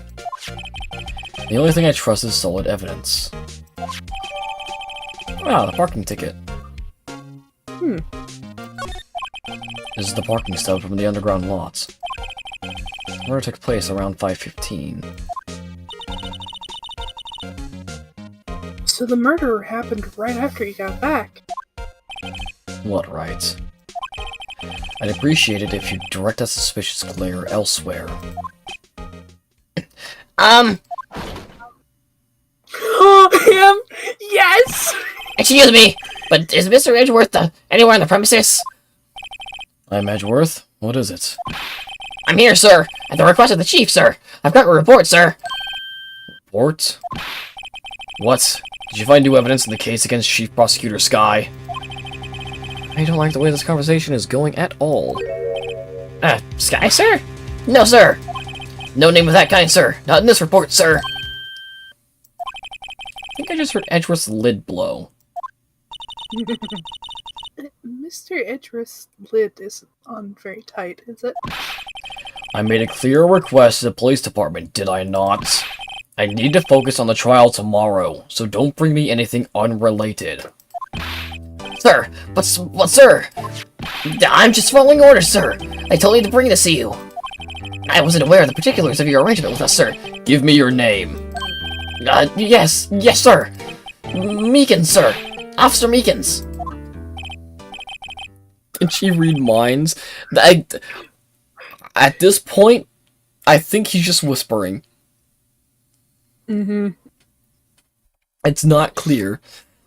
Right, Officer Meekins, take your report and leave. And good luck with that raise next month.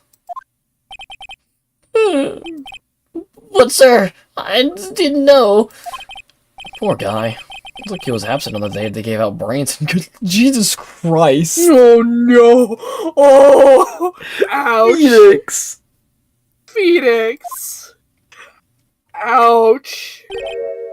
Right. Yes, sir! God, cut me off guard. As you can see, I'm busy. You may leave now. Let's do what he says, Mr. Wright. The victim was a detective from the same department as that patrolman just now. Go down to the police department. You can ask more there. Thanks. He seems to have finally calmed down at least. Okay, bye. Hello. Her? Okay. Oh, God. It's broken! No. They broke him already! Yeah. There he is. It's him. It's him. We're finally here. Why did they put the police department so far away from the prosecutor's office? Beats me. It took almost 30 minutes by taxi. And traffic wasn't even that bad. Police department, huh? I've only ever been to criminal affairs next door. Hold Hold on, what's that? You can see a handprint on its face.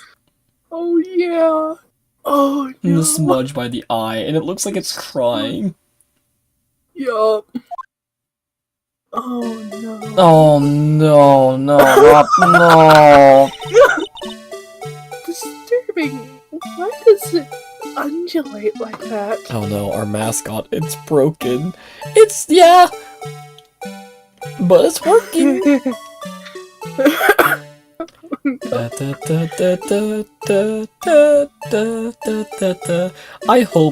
I hope you get used to this song.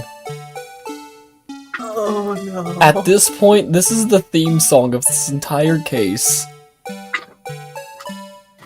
Oh no. Oh wait, I know. This is the Blue Badger. They're trying to make him the police mascot. Wow, Mr. Wright, you sure know a lot about the police. I hate that I can still hear it. Yeah. Still, it does seem familiar. Somehow. Forget the Blue Badger. Who's that next to him? Someone appears to be dancing with the Blue Badger? I'll give you one guess.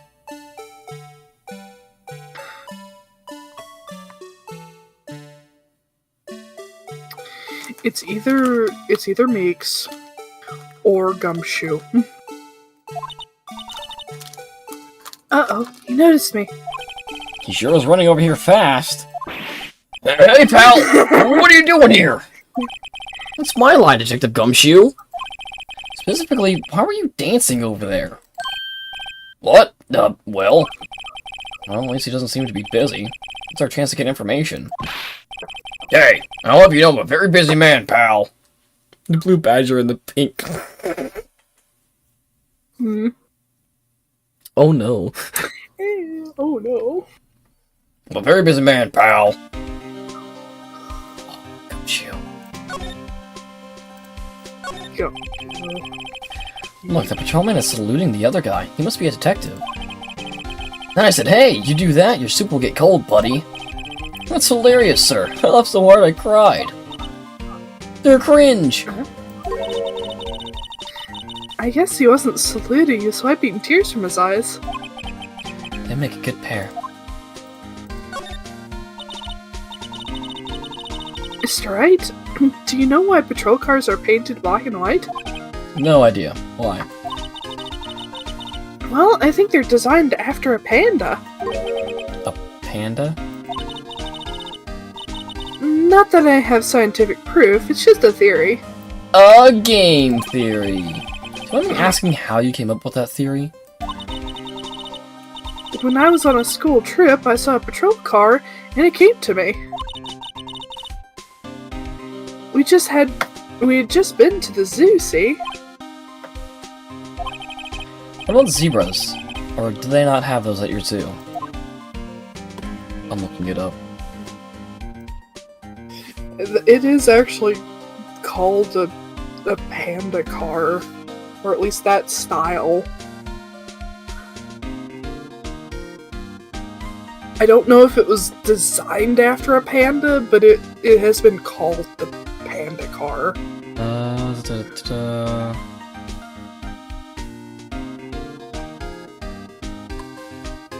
These cars are often black and white because it was an economical way to distinguish them from other vehicles when most new cars were painted with cheap black paint. Police agencies famously work on tight budgets, especially when it comes to their cars. A century ago, most cars were finished off with cheap black paint. To distinguish cop cars from the general populace, it was decided to add some white to set them apart. Okay. Interesting. So, the half black, half white was to make it more obvious it being a cop car. Yeah, and it worked. Fair enough. It works quite well. Yeah. The banner here is announcing the crime-fighting campaign. Nice slogan. I wonder if it'll be selling fingerprint sets. Ooh. I don't think it's that kind of campaign. What family wouldn't want a set at home? It's good for finding out who snuck into the cookie jar. True! I think most families can figure that out without the extra help.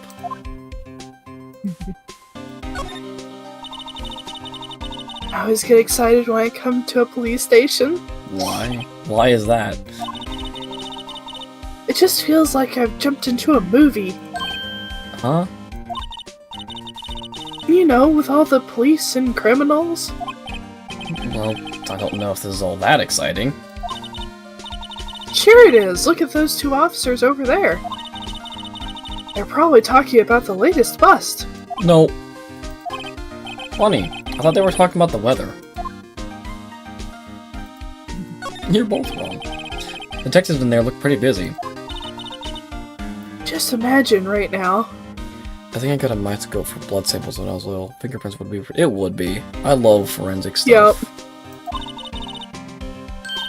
Behind those doors, a police drama in action. Get the camera. Somehow the thought fails to excite me. I am avoiding that stupid badger as best as I can right there. Understandable. The usual wanted posters are hanging up on the bulletin board here. Do you know this face? If you do, dial 911. You know, Mr. Wright, I've always thought it was kind of funny. I've never seen anyone who looked like these people in these posters. They hardly even look human. She has a point. She does. Oh, Really does. yeah. I was wondering about that. What, Dancing Blue Badger? It's my masterpiece. You made it. You made this, Detective Gumshoe? Chief threw together some designs and I just did my thing, pal. Nice work. It's battery powered, so it can go anywhere. There's no switch, so it just dances until the batteries die. Poor Blue Badger. Fated to dance till it drops. Yup. A work of art, designed by the Chief Detectives and created by Detective Gumshoe. Hey, man. Gumshoe is great. I'll give you one word of advice, pal. You'd better not agree to defend the suspect in this case. Why not? Huh? Shows up the chief prosecutor has confessed to the crime. She says she summoned the detective to the prosecutor's office and she killed him. But what if she's not telling the truth? Yes, well, no! Come on, pal! There's plenty of evidence against her. But what if the evidence was faked? Can you really look at Gumshoe? Like the story of Red Shoes? Oh, are you talking about the wanted poster story, or what are you talking about? Oh, well, maybe it's the dancing the thing. dancing until it drops. Yeah. Yeah. I never did look up the story of Red Shoes, so I guess I'm still lost on that. Understandable. Hey, pal. Can I speak to you for a second? Huh? Me? Why is this little girl so peeved at me? She's a relative of the suspect. She's Lana Sky's sister. Whoa! Chief Prosecutor's little sister? Badger dancing until he dies, like the fable of the Red Shoes. Oh, that's fair. Let me find it. Yeah. Oh! That makes the Nika event make a lot more sense with that part. Okay.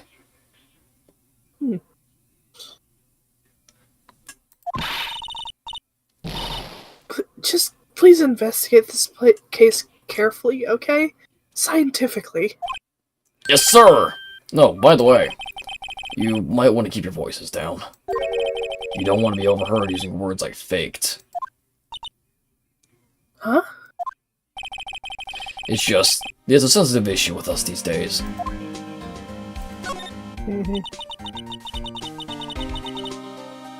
So, what are you doing here, Detective Gumshoe? Me? Oh, well, nothing really. They kicked me out of criminal affairs. Detective Gumshoe, what did you do this time? What do you mean, this time? Then what happened? I know things are busy right now.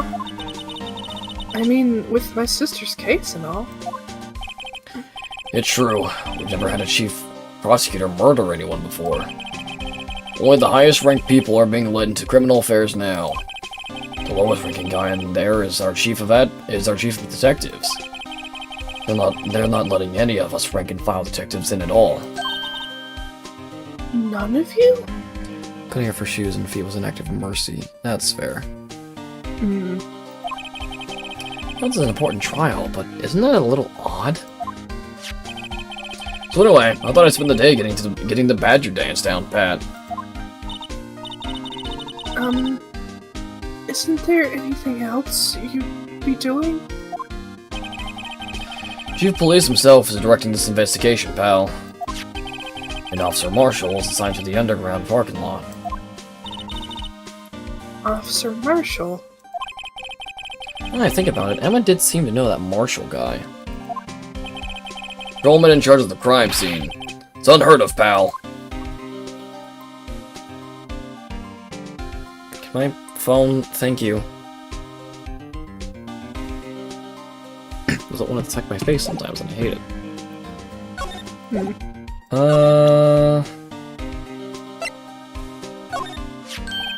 Hey, that's it! That's the King of Prosecutors award that Mr. Edgeworth got yesterday. Were you at the reward ceremony, Detective Gumshoe? Of course, pal! I got an award for diligence myself. Ah, congratulations. I was wondering, why is the award a shield? I see it, Tori, thank you. And why is it broken? Oh, there's a reason. I'll tell you what it is later. Apparently, he's forgotten. But I was proud of Mr. Edgeworth for winning that award. Even with all the naysayers in the prosecutor's office. Naysayers? Must be because of the rumors. Probably.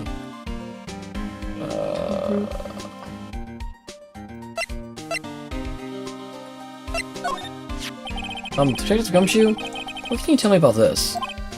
Huh? Hey, pal. This is a detective's ID card. You can't just keep that. You have to turn it into the police. People like you that get me in so much trouble all the time. Meaning Detective Gumshoe must drop his card a lot. Let's see. Bruce Goodman. Goodman. Sounds familiar. Nah, my mistake. Whoa, now I remember. Screw whatever you were saying, Lana. Emma. Bruce Goodman. He's a victim. That's what I thought. Can you tell us more, Detective Gumshoe? So, this ID card belonged to the victim? He was a detective, like myself.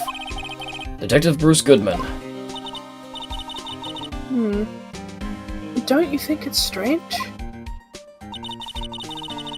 I mean, why would the victim's ID card be lying on the ground where we found it? I was just thinking that too. It's so far away from the murder scene. Yeah, it couldn't have just been knocked over there because of the wall. Yeah. Well, Detective Goodman should have been at the police department yesterday. There was an evidence transferal for a case he handled 2 years ago.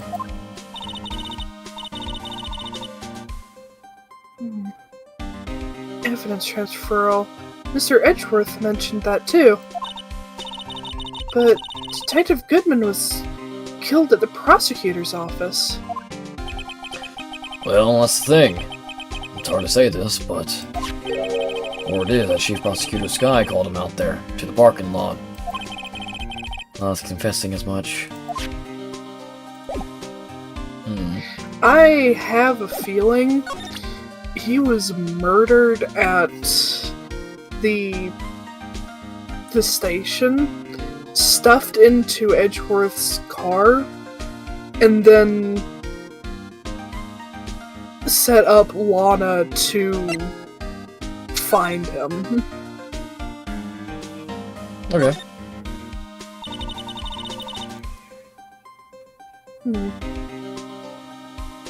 It's supposed to be the victim's blood, right? Either that or Edgeworth cut himself that- peeling an apple. What's Edgeworth doing with a knife like this anyways? Could also be Lana's blood, because she did cut herself. Yeah. Hey, maybe he spends his weekends roughing it in the wild. Edgeworth? In the wild? I think my fruit peeling theory is more likely. Are you kidding? I always pictured him as an outdoorsman. You're Oh, there's a joking, scary right? thought. Yeah, it's the victim's blood according to the report. Okay. Yeah, it traces the victim's blood. Yeah. How's Edgeworth? 1712. This is dated the day of the crime. The murder took place 3 minutes after Edgeworth parked his car. If only he was held up at a couple of extra red lights, he wouldn't have been caught up in the whole affair. Perhaps. Just goes to show you never know what'll happen when you run a yellow light. Well, it actually defended herself against someone, I'm thinking. That's fair.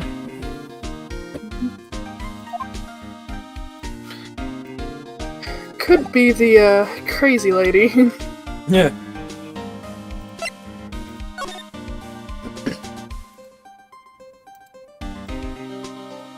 Oh, hello. Hey, check it out. There's a metal plate here. Looks like the names of all the previous recipients are engraved here. Wow, one guy's listed a bunch of times. Hmm. Von Karma. I guess he must be a foreigner. Yeah, that's probably it. Oh, whatever. Or wherever he's from, he must be an amazing prosecutor. Yeah. I'd like to meet this Mr. Von Karma sometime. No. No, you wouldn't. When she says it, his name does kind of have a ring to it. If only she knew.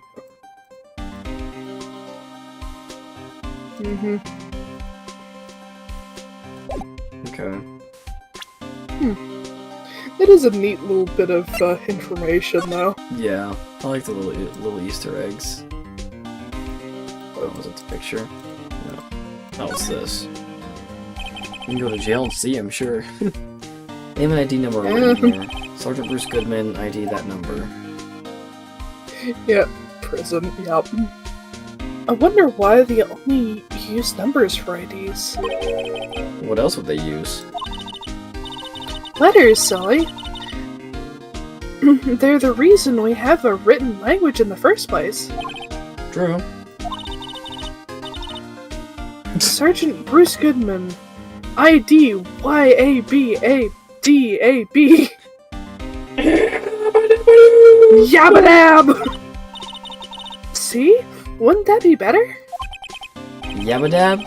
Oh, it does have a certain ring to it. Exactly my point! Doesn't take much to amuse her. She is a child.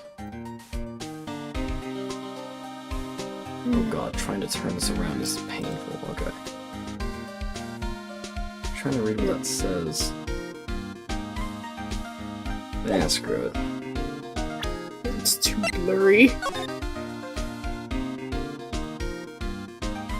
You know, investigate the blue badger. Okay. Understandable. Ooh! Ooh. Oh. Oh. So this is what the back of the badge looks like. And I always thought it had a safety pin. I did too! It has a screw-on pin, which is actually probably a lot better, Yeah. secured. Each badge has a number carved into it. That way you can tell which attorney it belongs to. You mean you couldn't lend your badge to anybody? Badge. No, that'd be found out right away. Well, that's no fun. It's not like her badges are important for anything anyways.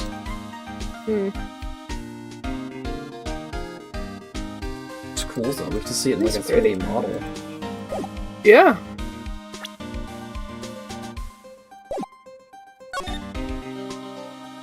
I just carry it in his pocket, Fair. not gonna lie. That's fair. And most of the attorneys and prosecutors tend to have it, like, prominently, like, pinned on, so... Yeah.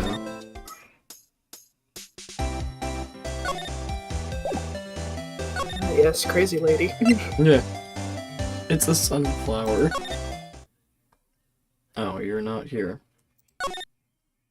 Understandable. You're also not here. I missed something then. What am I missing? Is there another bit of information in the parking lot there? I don't know. Alright. Look, a stylish glass-walled room. Very nice. You can see the whole parking lot from in there. It says security. Perhaps it's a cafe? Why would it be a cafe? What? Emma. Huh? Cafe security? That must be it. Let's check it out later. I mean, that's not a bad name, I'm not gonna lie. Yeah. I hate to break it to you, but I think it's probably just a security guard office. You know, I scored a 97 on my science test the other day. Too bad they don't have a test for common sense.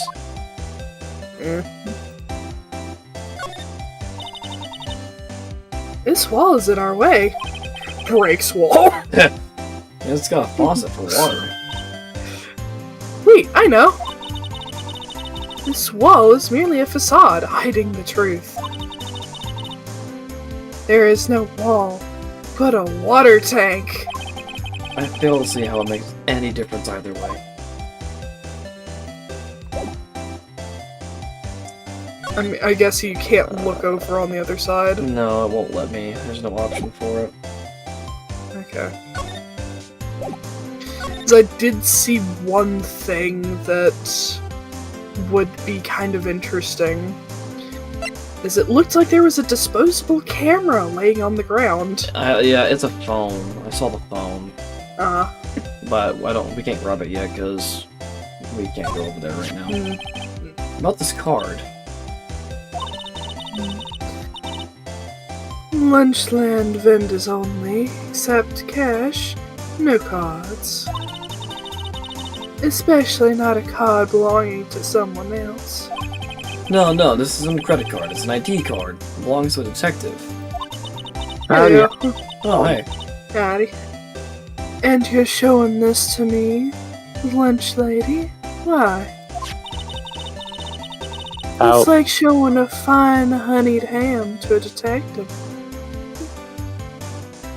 Yes. Yes. How's the stream going? It's going. What are you up to? VR chat stuff. We have funny things to show off when you guys are done. Oh, okay. That might not be till, like, another day or something. Fair. We can wait, but, you know, it's cool stuff. Okay. Alright, have a fun stream. Yep. You have fun with the VR chat stuff. Yeah. Oh, trust me, we have been having a blast with the new thing I got. Oh. We'll show boy. you next time. Alright. Have fun, chat. See you. See ya. Why do I always feel like I'm being mocked?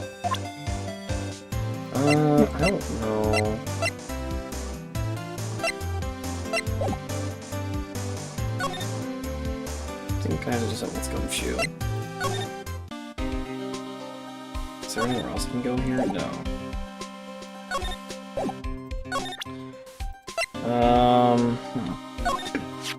Knife. Oh, both. Found Mr. Edgeworth's car and stabbed with Mr. Edgeworth's knife, huh?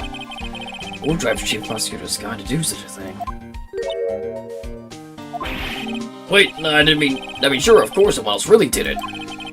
Someone must have, someone who must have a grudge against Mr. Edgeworth. Art and knife do seem a little too well organized to be a coincidence. Poor Mr. Edgeworth. What could have happened? We have to find out a little more about what's going on with Edgeworth. Just try to find out anything I can. I didn't want to do that. You've already shown... Yeah. Honestly, you've already shown him, except for the... Yeah, his creation. As a detective, I have to keep my mouth shut on that one. I know better to go than blabbing on things about... blabbing on about things I don't know about. No, I wouldn't want you to do that either. Good. Even though you made it. Oh. Oh. He's in tough spot again. Again?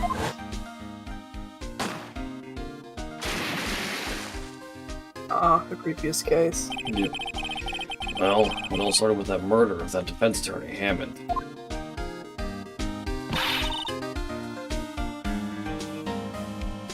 But Mr. Edgeworth was found innocent. Listen, pal, there have always been rumors about Mr. Edgeworth. Forging evidence, making deals with witnesses. Nothing outright, but there are always whispered rumors. Ever since he was accused of murder, no one's whispering. They're practically shouting.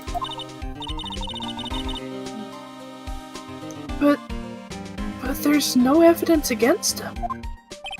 Well, Mr. Edgeworth has always had unusually strong ties to department higher-ups. It's only natural that people would be suspicious. I had no idea he was under the gun. Anyway, his latest case has started a new rumor. People say the only reason he took this case is because he's aiming for the chief prosecutor position himself. What?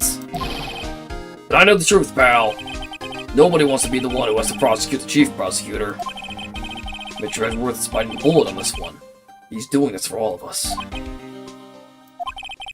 That's all I know about that. I'm not officially on the case, you know. Thank you. Why aren't you handling the case, Detective Gumshoe? You met the guy who is. What was his name? The guy in the parking lot? That'd be Officer Marshall. He was appointed directly by the Chief of Police. Officer Marshall. Is this kind of Wild West sheriff or something? No, Jake Marshall's just a regular officer. From West LA. What went there? I wasn't sure. Look, pal, let me try to make this thing a little easier for you. Show them this and let you examine the crime scene. Maybe. Ah, there we go. I'm surprised if this gets us anywhere. Just act like you're supposed to be there. Nobody will look at you twice, pal. Already tried that. Here we go. Looks like the investigation is still going. Oh, that's lunch lady.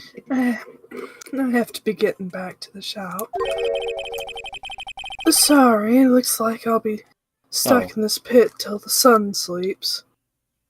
Oh, I think that's Marshall. I think it's both of them. Oh, that's Marshall. Sorry. Looks like I'll be stuck in this pit till the sun sleeps. I'll see you in my dreams tonight then, babe. Oh. Oh. I see. Oh, it's still here? Hello? Why the surprised looks? Didn't I mention? I've got a boyfriend in criminal affairs, too. She has too. What happened to the security guard? She gets around.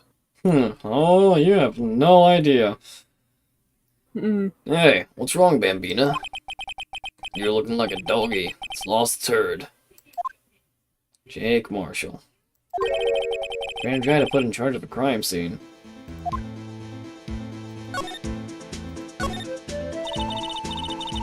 there's something I wanted to ask you. The end of the crime. Golden grave for men who've lost their dreams. And me? I watch over them as they sleep, dreaming of the desert's harsh judgment. He's asleep. Well, should we show this hopeless case something that catches interest?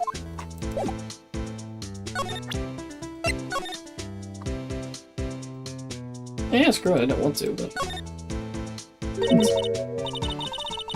Hey, look here. It looks like something's been crossed out. Maybe it was a letter or something to Maybe- Detective Gumshoe. Let's see. Annual bonus $20. Yikes. Ouch. I think a couple of zeros are missing. No, that sounds about right. At least in that detective's case. Maybe I should rethink my career as an investigator. Yeah, poor Ouch. Gumshoe. Yep. Oh, poor guy. Do you mind reading this for me? What's this? I warn you, fan letters to me go right into spittoon. It's a letter of introduction from Detective Gumshoe. May we investigate? Gumshoe? Ah, that old cow dog. You want a birthday party or something? Huh? Look where it should say letter of introduction. It says invitation. Ah, I think he just miswrote it. Wait, why am I getting all defensive here? No worries. This proves it's from Detective Gumshoe. Better than a blood test. Guess I'd better let you in then. Thank you, Officer Marshall. Oh, that's right. He's a patrolman, not a detective. Which reminds me. Hey, wait a sec. Isn't a crime scene supposed to be handled by a detective or higher? Well, folks, clues are calling. Welcome to our gold strike. Be like the settler, strike out for lands unknown. Manifest destiny. Yup. Does ever hootenanny? Note to self, police investigations are like settling land. Well, Mr. Wright, what do you say? I say I won't be needing this anymore. Okay, Gumshoe's letter of introduction crumpled and discarded. Alright. We finally have the yes we do. Age 33. Thinks he's a cowboy. Awesome. Alright. So yeah, so you see where like the car is? Edgeworth's car? Yeah. I think it slides in and goes up. Huh. That's So my... it's- Yeah, because there's a ramp here. Oh, yeah.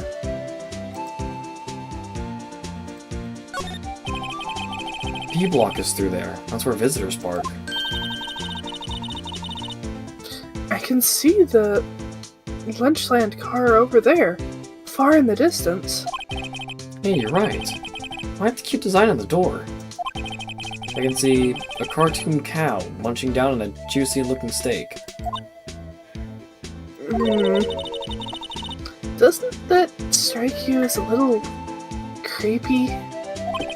Just don't think too deeply about it and you'll be fine.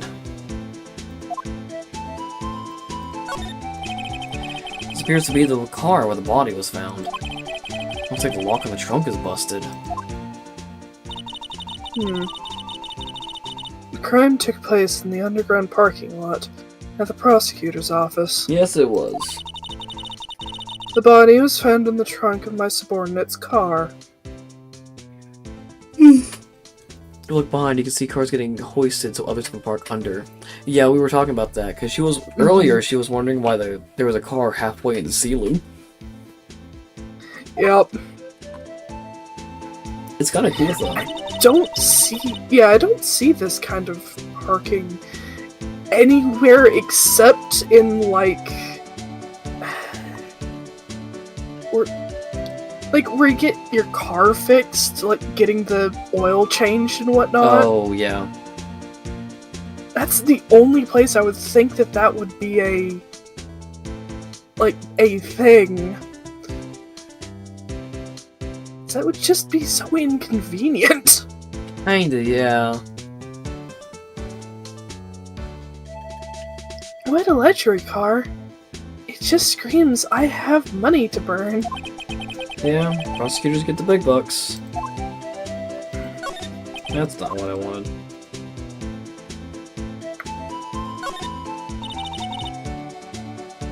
This rope, is it? Yep, they laid it in the outline of the victim's body.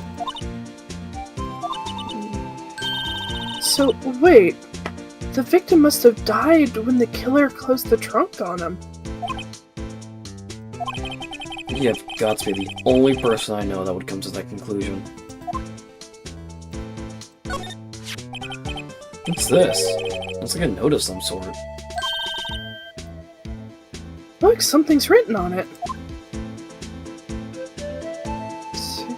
You're right. Let's see. 67S122. Named Goodman at the top. It's either an S or a 5 because of the way it's drawn, yeah. yeah, Also, this is Goodman's note, so... Goodman's. Yeah. Oh, yep. There's a name printed on the paper above that. Goodman. Maybe he fell out of his pocket when he was killed. Well, so what does it mean, Mr. Wright? How am I supposed to know? Note to self, for deductive reasoning, go to Edgeworth, not Wright. Bruh. I'm sure Edgeworth wouldn't know what this means either. Victim was memo found in the car trunk. Is there anything on the back of Good question. It will not let me look at it. Oh. You good? Yep. That's not what I wanted. Read them spit. It's fine. Hang on, I want to look at something. Oh, that's funny. Okay. Let's look at cell phone. Scientific analysis would suggest this belongs to the victim. I can't think of anyone else that it could belong to. What's so scientific about that? Should we check it out? Yeah. Right. Let's check it out. That's not me. Oh. It's doing it itself. Okay. What's this? Man, what a boring strap. What's wrong with it? Everyone has different tastes, you know. Here, check out mine. It's a pink princess strap. Of course it is. Oh no. Of course it is. These are hard to come by, you know? I see the series is as popular as ever with the kids.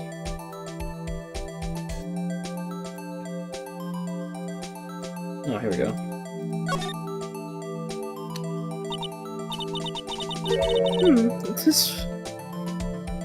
This phone's still on the redial screen. Redial? Mr. Wright, most phones keep a record of all the calls you've made and received. You just press the blue button to display the last number you called. Convenient, isn't it? I'm surprised you don't know about it. Sorry to disappoint you, landline. but even I know about things like redial. Huh? Oh, I'm sorry. It's just you never know with people from your generation. I'm not a boomer yet. Oh, whatever. I'm gonna check this phone out. See if there's anything else. Okay. Now let's see who the owner of this phone called last. Note to self, a defense attorney doesn't think first, he just pushes the button. Of course!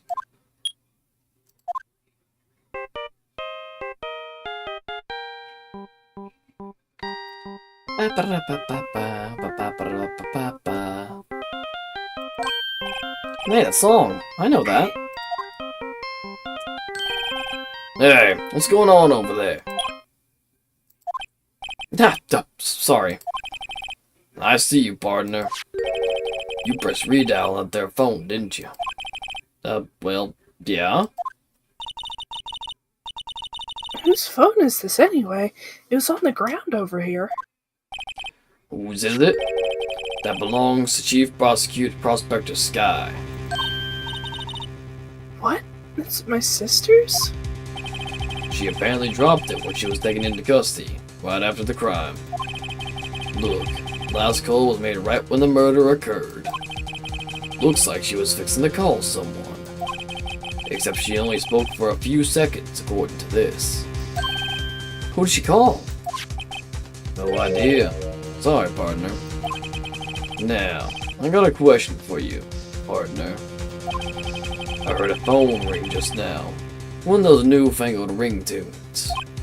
No? That? No. I'm sorry, that was my phone. What? Your phone? Yeah, that's kind of strange, but someone called me right as we picked up the other phone. Wrong number. I hope you're not lying. They shoot you for that in Texas, partner. True, I can confirm that. Oh, so I'm inside of the wrath of the Lone Star Patrolman. Does he want? Yeah, like I'm surprised he didn't just like they didn't pick up the phone themselves. Yeah. Property of Lana Sky. Last call made at 5:18. 3 minutes after the murder. 3 minutes after the murder.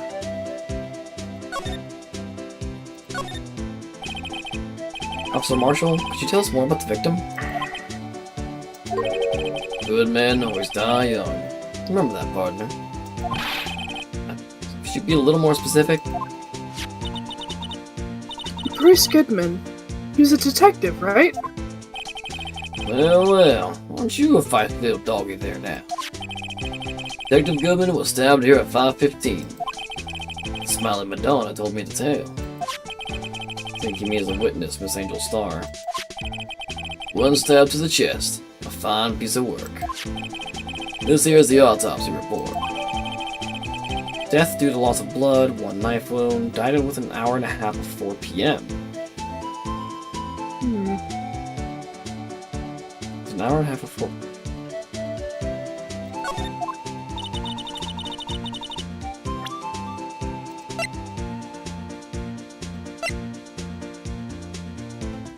Okay, so that's earlier.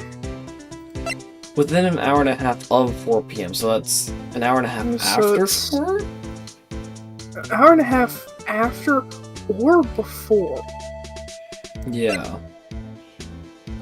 So this, it's within a range. Yeah, so this does count still.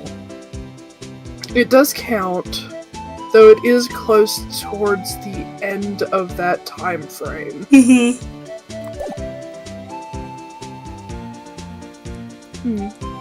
Was my sister involved with the victim in any way? Funny you should mention that, Bambina. Chief Prospector Sky and Detective Goodman had nothing in common at all. Nothing in common? They apparently worked together on a case a few years back. So there's no motive. Goodman was a particularly gifted detective. That's one reason why he didn't do much work with the Chief Prospector. But my sister called the victim here on the day of the murder, right? Here, to this parking lot? So it seems. They're calling an unarmed man to a shootout at high noon. I don't mean any offense, but Officer Marshall, you're a patrolman, right? Not a detective. You call me out, they shoot you for that in Texas. Huh? I was one of them fancy shoe detectives till 2 years ago, to tell you the truth. Oh, really? Now he tells me. But you're a patrolman now. So how can you be in charge of a crime scene? Nothing gets by you, does it, Bambina? As So why are you in charge? No reason. We're just short on hands right now. I'm keeping an eye out in the meantime. That's odd, though. Detective Gumshoe was saying he had nothing to do. Nothing important, at least. He's nothing but a sad old cow dog. I can't find his tail. Maybe it's because he runs with that Edgeworth, eh? Edgeworth? That cow dog's been kicked out of this cattle run by order of the chief of police. Just, you don't realize it yet. Gumshoe kicked out of the investigation? Poor Gumshoe. So there's no detective between Detective Goodman and my sister? That's correct, but there's a gold mine of evidence against her. And the prospect tomorrow is none other than Edgeworth himself. I'm afraid your sister's fate is decided, Bambina. My many condolences. Officer Marshall. Yeah, Bambina? How can you say that? You and my sister, you were... There's something between this cop and her sister that I don't know about. I apologize, Bambina. Something must have gotten to me. Maybe it's that dry wind that's blowing through the prospector's office. Dry wind or ill will, someone's up to something here. Who? Suspicions about Mr. Edgeworth have been flying around for nearly 2 years now. Forged evidence and a range of testimonies, you mean? He was unbeatable because he did whatever it took to win. Ex-lovers? That's what I'm thinking. I'm thinking that too, yeah. Unbeatable, that is, until he met you. But rumors are just rumors, aren't they? There are prosecutors we're talking about. Evidence is everything to them. If you follow the rumors about Edgeworth to their source, you find one person. But they're off limits. Untouchable, you might say. One person? Who? Hate to say this, but it's your sister, Bambina. Chief Prospector Lana Sky. What? My sister? Edgeworth couldn't rustle all those cattle by himself. Some people load their guns with bullets. Some people load them with deals. What, you're saying Edgeworth was making deals to win trials? Where there's gunshots, there's bound to be bullets. That's what the old-timers say. There's a big old secret hidden around here somewhere. Everyone knows it. Is that why Detective Gumshoe was taken off the case? Did they target him because he was the closest to Edgeworth?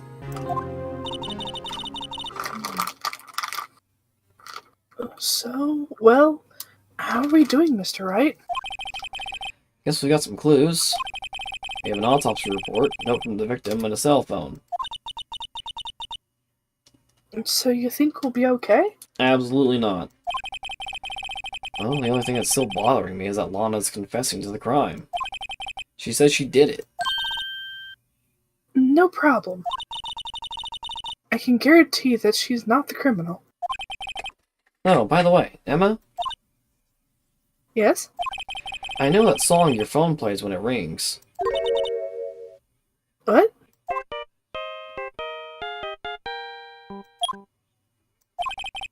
It's the Steel Samurai theme song, isn't it? That popular TV show for kids? The phone that rang earlier wasn't mine. It was yours. At 5:18, just after the murder took place. Your sister called you, didn't she, Emma? I'm sorry. Can you tell me what you talked about? She hung up right away. I see.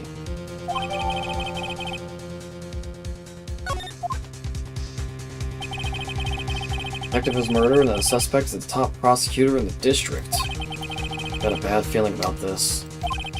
Like, maybe I still don't know everything that went on here. That's because you don't. Yep.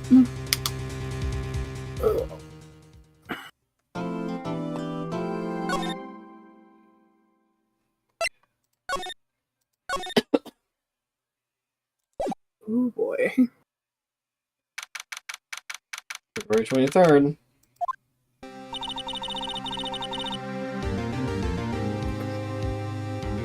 How did the investigation go yesterday, Mr. Wright? Frankly, there are still a lot of gray areas. Or rather, the whole thing is one big gray area.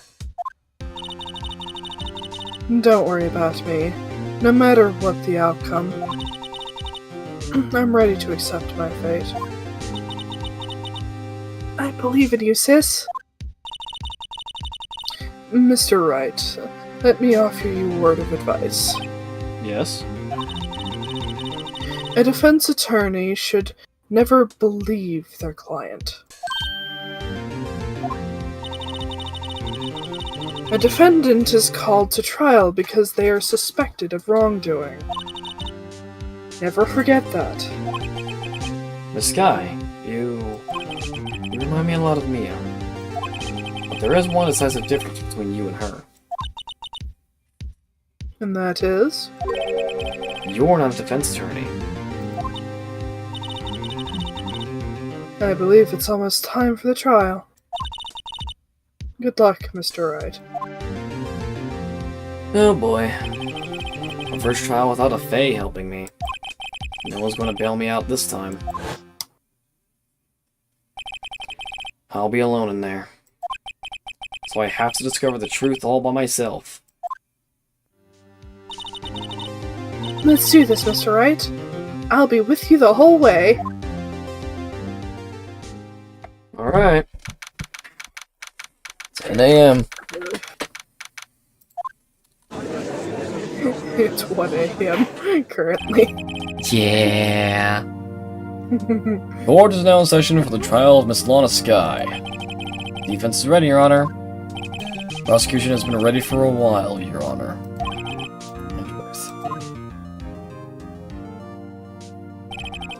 It's been 2 months, but I haven't been in the courtroom since this trial. I hope that personal feelings will not be a part of the proceedings today, Mr. Wright. I will choose a path that I think is right, regardless of what those around me might say. The judgment to be made here is in our hands, not those of anyone else. Very well, Mr. Edgeworth. Your opening statement, please. Chief Prosecutor Lana Sky has committed an unpardonable crime. Not only this, but she was rash enough to commit it in the prosecutor's office lot. Wow, he's much more forceful in person. Suddenly I feel like confessing to everything. However, she will now pay for her rashness with her life. There was a witness to her crime. A professional witness. Well then, call your first witness, Mr. Edgeworth. Prosecution called its first witness, Miss Angel Starr, to the stand. Cough up, Queen? Ayo? Haven't I seen you somewhere? You ordered the caviar lunch, right? Oh, caviar! I've never eaten caviar before. Gosh, it's really wolfing it down. And for you, I have a fiesta bowl. Thanks. Will the witness state her name and profession? Ah, and you, sir? You ordered the fingerprint lunchbox.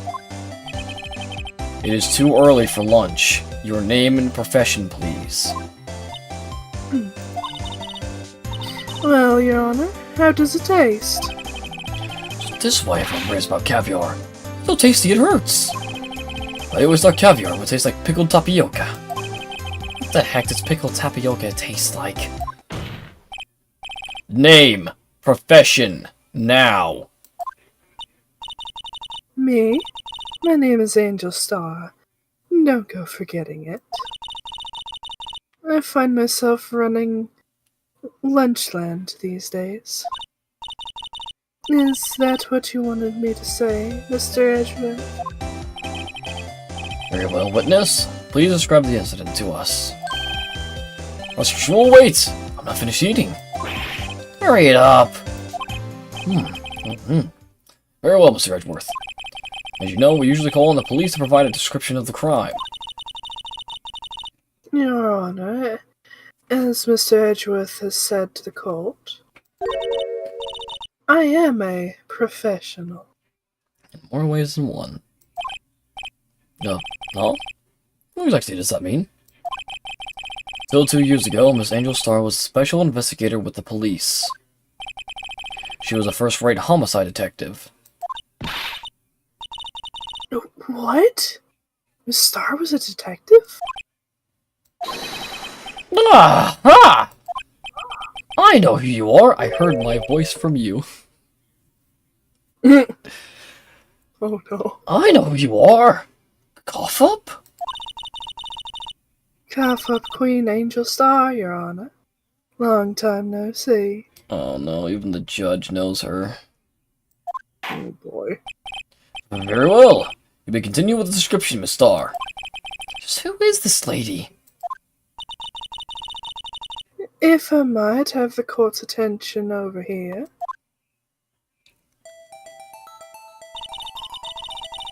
The parking lot of the prosecutor's office is divided into 2 blocks.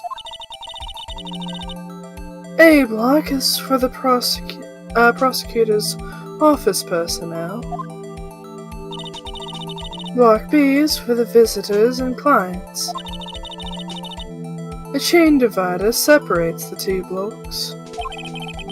Suppose this to keep visitors from taking up prosecutor spaces, yes? The crime took place by the car in the back of A block in the car's trunk. The killer stabbed the victim with this knife and went to drive the body out. Unfortunately for her, there was a witness and an arrest was made on the spot. And who was this valiant witness? Why, it was me, Your Honor. Okay. Witness, did you see the very moment of the crime? Of course, Your Honor. Immediately after that, I apprehended the chief prosecutor. Seems rather cut and dry, doesn't it? Well, Mr. Wright? I can't agree on principle, Your Honor. It seems that some poor losers are unwilling to accept the truth, Your Honor. Shall I proceed to crush what little hopes they have remaining? If you can, then give me your worst, Miss Starr. Wait, are they talking about me? Yes, they are.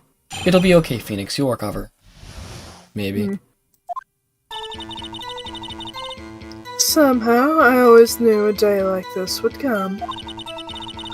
I was on my way to deliver a lunchbox to my boyfriend. When I sensed something, perhaps it was my finely honed detective's intuition at work. Through the wire fence, I saw the chief prosecutor standing next to a garish car.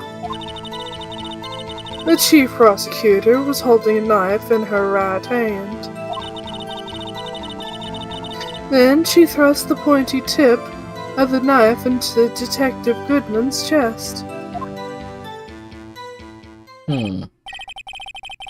How did she cut herself? Touching. Wait, hang on. I was just thinking Her that right- too. Yeah, It was her right hand that was bandaged, and yet that's the one that got hurt. yeah. How do you injure your own... the hand that you're holding the... As you can see, there is no room for doubt. Key point of your testimony seems to be nothing other than the point of the knife in which you saw being stabbed in Detective Goodman. So, how does it feel to be utterly crushed? I'm still thinking about that. It's merely a flesh wound, Mr. Wright. Very well, Mr. Wright. You may cross-examine the witness. Apparently happens a lot with stabbings, actually. Does it? I mean, I can see stabbing your other hand, but when you're holding the knife and then cutting said hand... The only thing I can think of is, like, dropping the knife, like it slips out of your hand and you try to catch it again. Yeah. That's about the Or only maybe thing your I can hand, think like, of. goes too far after, like, you stab. Yeah. Like, it rises up the handle. I don't know. Yeah. I mean, well, this one, well, it has a small guard on it, so it would still slip. Mm-hmm. But it also does say it's the victim's blood. There's no trace of her blood on it. Mm-hmm. I guess I need to start pressing. How did you know? I respect the prosecutor's basic Abhorrence. abhorrence of crime. Yet their methods are ugly and twisted. And twisted methods will always lead to tragedy. Hand slipping from the handle and stuff. Okay, I thought so. Lunch lady's uninformed opinion is duly noted. Given that they are used to erasing inconvenient evidence at their whim. And killing off a detective that knew too much is merely an extension of that. Star? Do you have something personal against prosecutors? I felt that I had found my dream job when I'd become an investigator.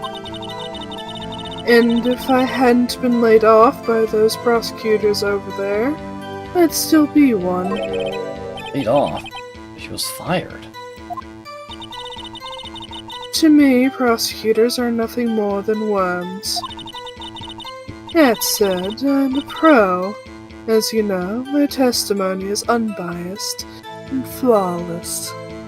Wrong and wrong. Yeah. Very well, you may continue, Miss Star.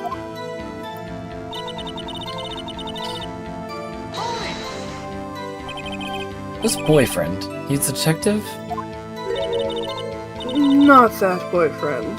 The security guard. That boyfriend? You have several? Yes, this boyfriend, and that boyfriend, and the other boyfriend, and the girlfriends. Eh. Care to join? And yet another boyfriend position is still open for applicants. I'll stick with the lunches, thanks. Note to self, the judge had to think before applying. The security guard room is in the lot in A block.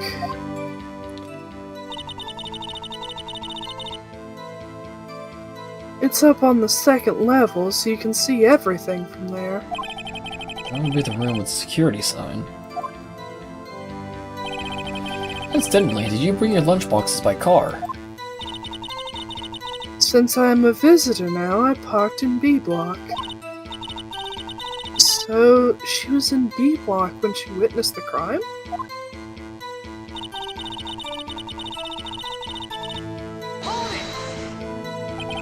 You sensed something, so you're saying you had a premonition of the murder? It felt like, how would you say... Oh yes. It was like that feeling you get when you view a pumpkin chock full of seeds. I have no idea what that means. Speaking of Same. detective intuition... Yeah, I have no idea. Yeah. Wasn't the victim, Mr. Bruce Goodman, also a detective? Yes. Well, he was like a young cheese. A young cheese? A pale white cheese, not yet tangy with experience on the streets. A greenhorn. That must be hard, yellowed, and sharp as a tack. Yeah, with the odor of an old cheese to match. Oof. In any case, there in the lot I felt something stirring in the back of my mind.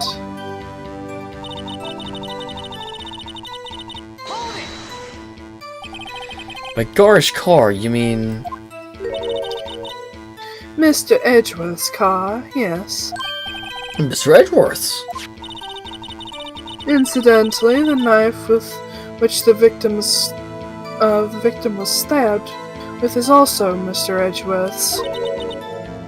Wasn't it? Indeed, it was. What an odd case this is. The person you saw, you are sure it was the defendant? I saw her from no further than 30 feet away. I am certain it was her. She's telling the truth. We're doomed. Let's just do what we can. Even if we don't have any proof, we can always nitpick. Witness, in your testimony you clearly stated the following. Prosecutors are nothing more than worms. Ergo, you are a biased witness. You might want to keep those silly opinions to yourself in the future, rookie. I'm not a rookie anymore. Huh? Rookie? Unless you're willing to risk the consequences of doubting me.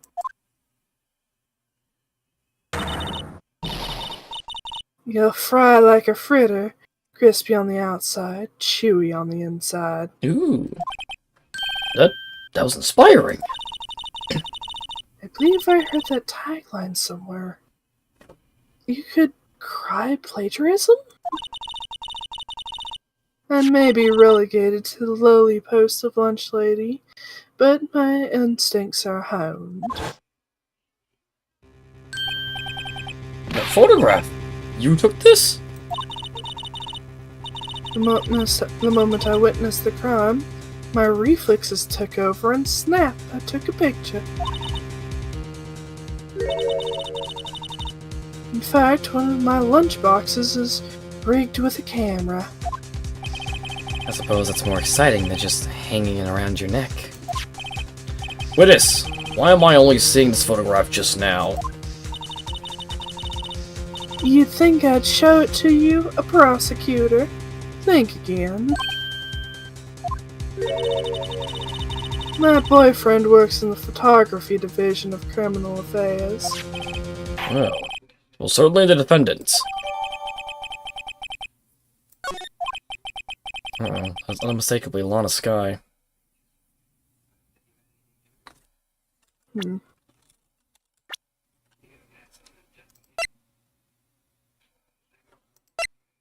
Age 36. Victim and a good man. Detective in charge of Homicide and Criminal Affairs Division 1. Okay. Just wanted to confirm something. So, what was the defendant doing at the time?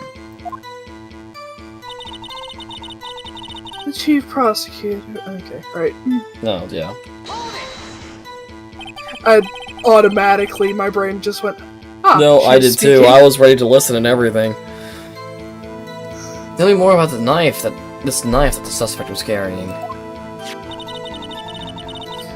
Well, I'd say the blade was about 4 inches long. Isn't that right, Mr. Edgeworth? It is your knife, after all. Yeah. Yes, that's about right. Prosecutors are, by nature, well versed in the location of the man's vital organs. I'm sure it was easier than boiling an egg for my egg salad surprise set. Can't testify as to her ability to kill an egg? I mean a person?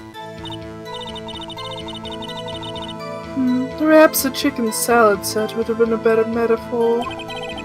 So, the defendant was holding a knife. What then?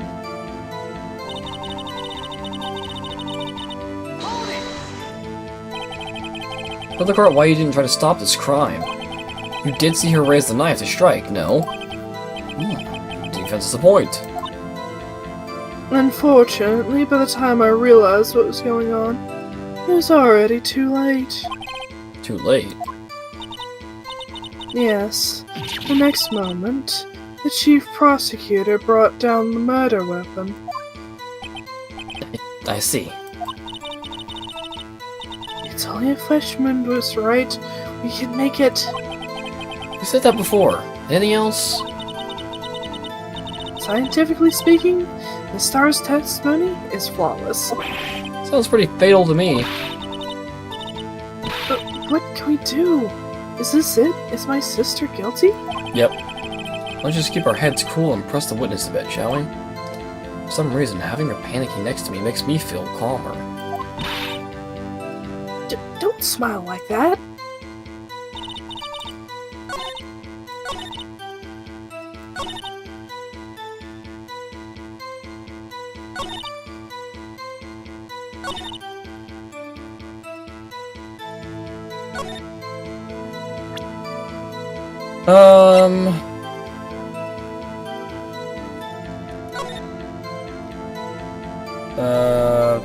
Between 4 and 5:30. Okay, so that's good to know. Okay. Loss of blood from chest wound, caused by a 4.5-inch knife. Single stab wound was found.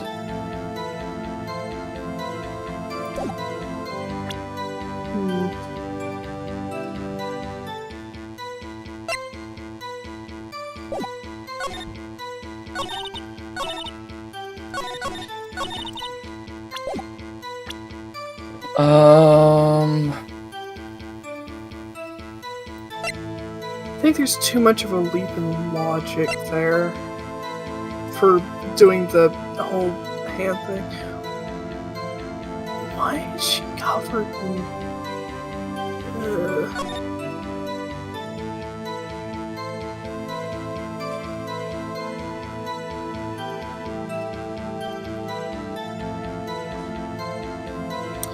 Two things I've noticed. Both of the drums are still upright. Yep.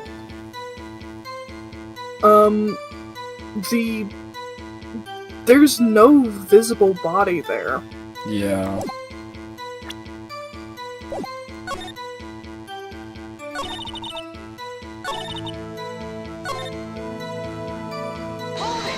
That's not...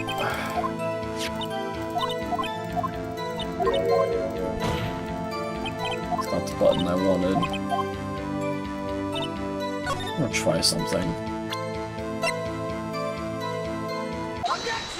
Oh, cool. And you witnessed this? You saw Miss Guy stab the victim with the knife. As I've already said, yes. I swear it on my finest salmon swirl lunch. I'm sure it's a fine lunch. But isn't that odd? Look at this photograph. This is the photograph you took at the very moment of the crime, is it not? Then why is Miss Guy not holding a knife?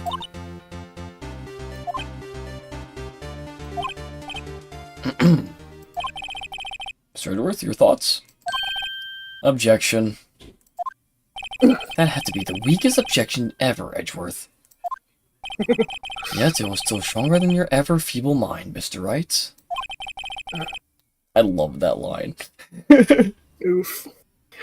What do you mean, Mr. Love Edgeworth? that they're just sassing each other. Yep. Just... Objection. This photograph was not taken the moment before the stabbing. This was taken the moment after the stabbing. Objection! And how can you tell that? Blood. Blood splatter. Huh? See the dark crimson stains on the chief prosecutor's You coat? see the dark Christmas stains on her coat? It's black and white. I'm sorry, the accent I chose. Ah, yes, it's hard to tell, but this could be blood. Well, Mr. Wright, I see no problem here.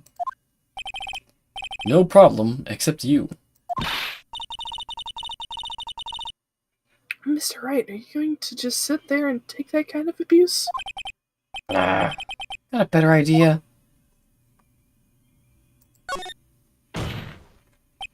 Wait, that contradicts what the witness said in her testimony. Namely, that she took the picture the moment she witnessed the crime. Well, it seems I was slightly unclear. My apologies. That's it? If you run out of lunch, you order seconds. Problem solved. You don't like it? Try ordering the jumbo-sized lunch from the don't. Okay. Okay. Good advice. I'm not sure I understand it, but good advice. I didn't have time to stop her. Prosecutor Sky was cold, calculating like a robot.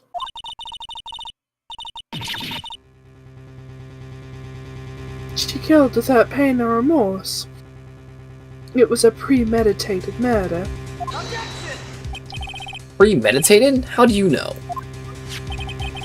Look at the chief prosecutor's hands in that photograph. Well, are those gloves?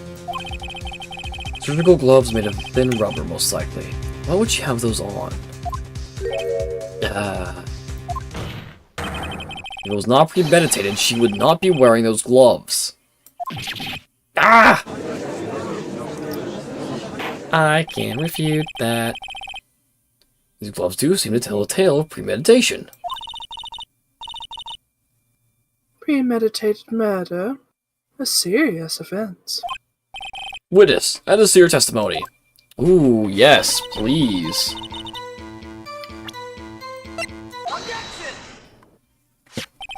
Witness, do you know what this is?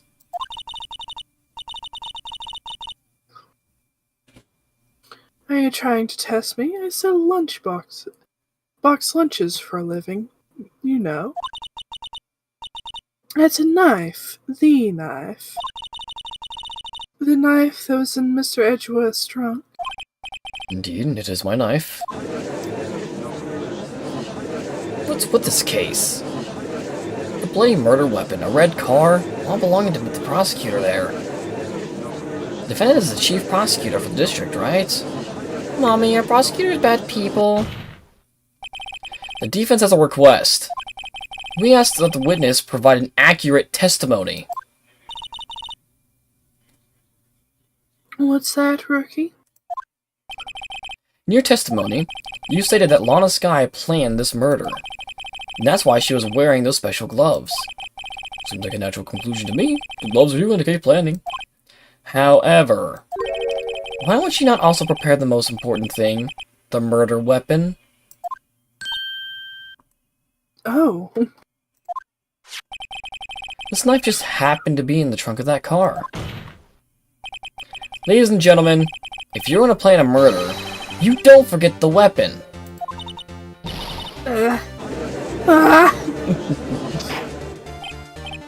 Order! Order! Order! Great, now the tide is turning in our favor. Great show, Mr. Wright. My sister is as good as free. No, she's not. Right. I believe the next lunch you'll be eating is humble pie. What? I hope you weren't deluding yourself into thinking that the tide has turned. Not over such trifling detail. This shoots a hole in the whole premeditated theory. Bah. Prosecution could care less if it was premeditated or not. The only one who seems to care is that lunch lady over there. The defendant, Lana Skye, murdered a detective with a knife. That is the only thing the prosecution need prove. Nothing else. Very good, Mr. Prosecutor. I suppose you think you're clever now. But you know as well as I do that she planned on killing him. It was planned. If it wasn't, why would she be wearing... I believe I'll have to hear your testimony again. Witness, please tell us only what you saw, not what you thought. How dare you? My powers of deduction are not to be underestimated. Are you sure? Really now?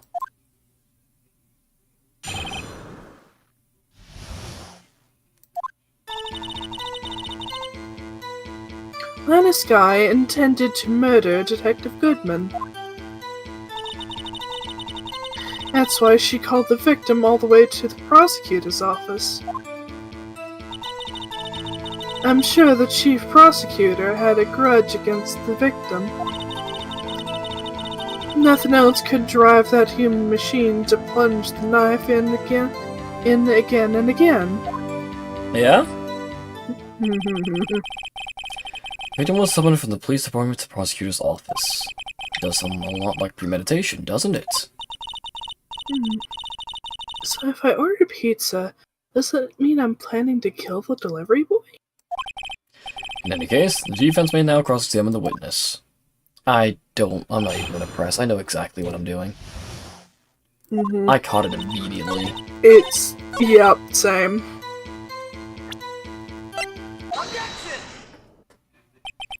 You say she stabbed him again and again, but you couldn't have witnessed that.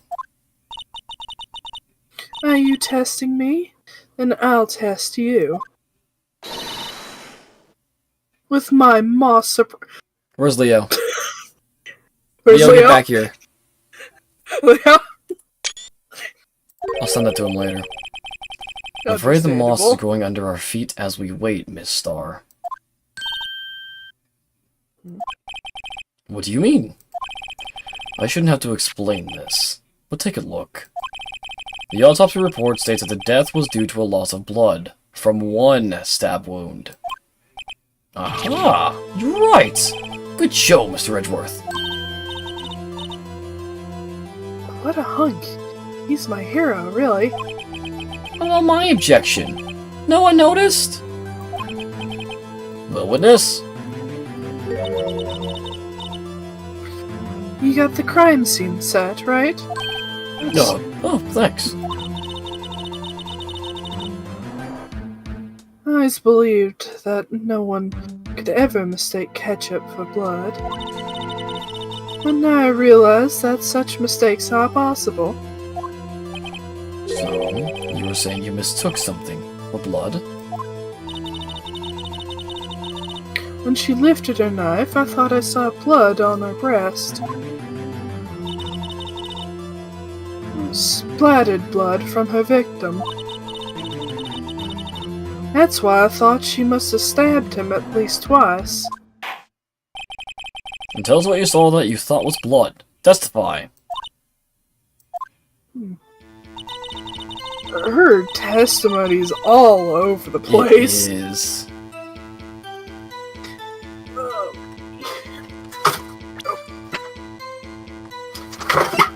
It's on you. She doesn't have a muffler. Not in this picture. Miss Starr, I demand an explanation. The witness is clearly not suited for detective work. What?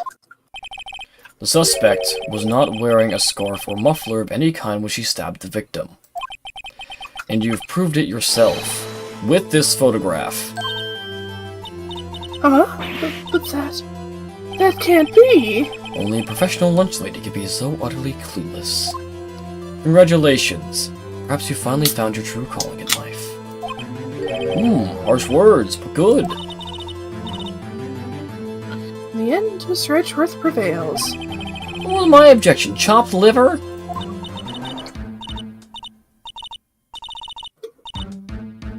But it was there. A scarf. You know, that was something red. Really? Well now, where were we? The witness has given us an entertaining interlude, but back to business. What?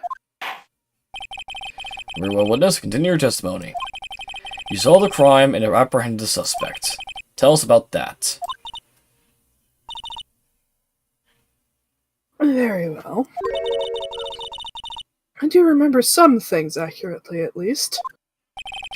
Ultimately, we couldn't check the most important part of her testimony. The most important part? The part where your sister stabs the victim. This next testimony might just be the moment of truth.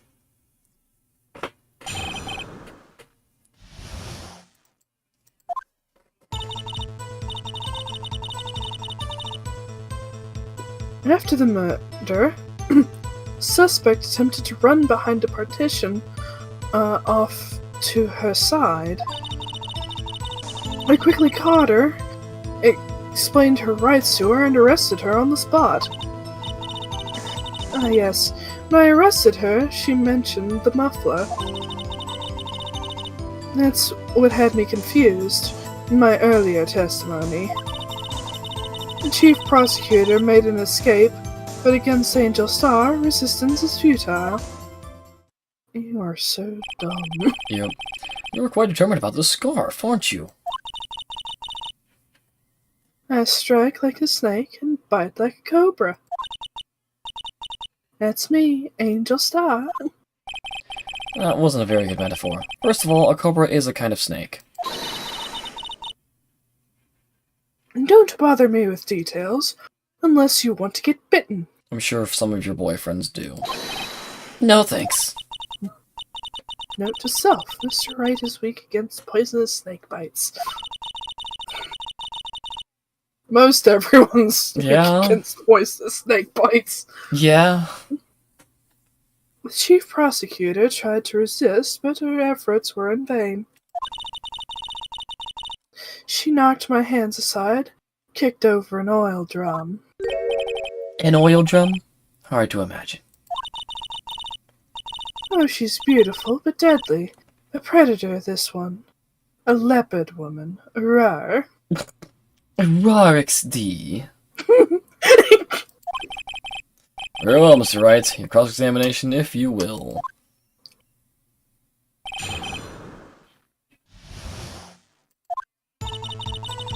Alright, let's see what hole I can... You know what? I'm not going to finish that sentence. That almost came out bad. I was gonna say, let me see what kind of hole I can open up in you. And I'm like, no, that's, That's what your boyfriends are for. So where is this partition on the floor plans? Sure, she means this wall next to the car. That's right. There was a wall there, about 6 feet high. She's obviously trying to hide herself. Quite a natural thing for a criminal to do. And what did you do then? And quickly caught her, explained her rights to her, and arrested her on the spot. You say quickly. Were you close to the suspect? As I just said, I was only 30 feet away from her the whole time. Yes, we should press her for more details. Let's see this on the floor plans, just to be safe. The lunchland car was... She was a visitor, thus she was parked in B block. So you witnessed the murder from here? That would make it about 30 feet from the car, yes? Is that correct, Miss Star? Yes, that's right. But there was a chain link fence in front of you. I went over it, of course. Amazing! Cough-up queen, lunch lady, athlete indeed. It would have taken her a little time to climb over that fence. She couldn't have gotten to my sister that fast. Yeah, that fence is about 9 feet high, too. How did this guy not get away?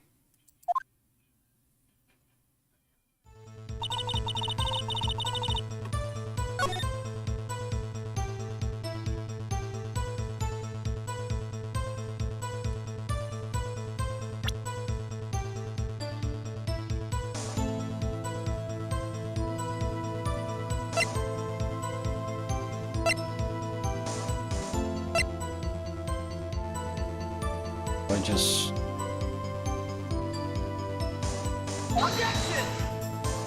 No. No.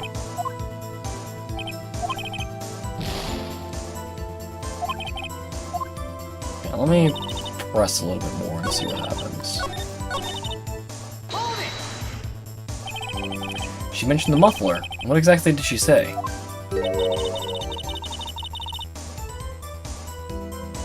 If I remembered correctly, I would have told you in my testimony. Cheeky. Anyway, all I heard her say was the word muffler. Just that one word.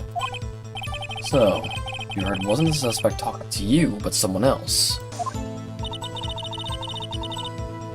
Yes, the chief prosecutor was talking on her phone. Oh, Her phone? She can't mean... there's something in the muffler of the car. Probably. Hmm. By phone, do you mean the cell phone discovered at the crime scene? Yes, ultimately. Ultimately.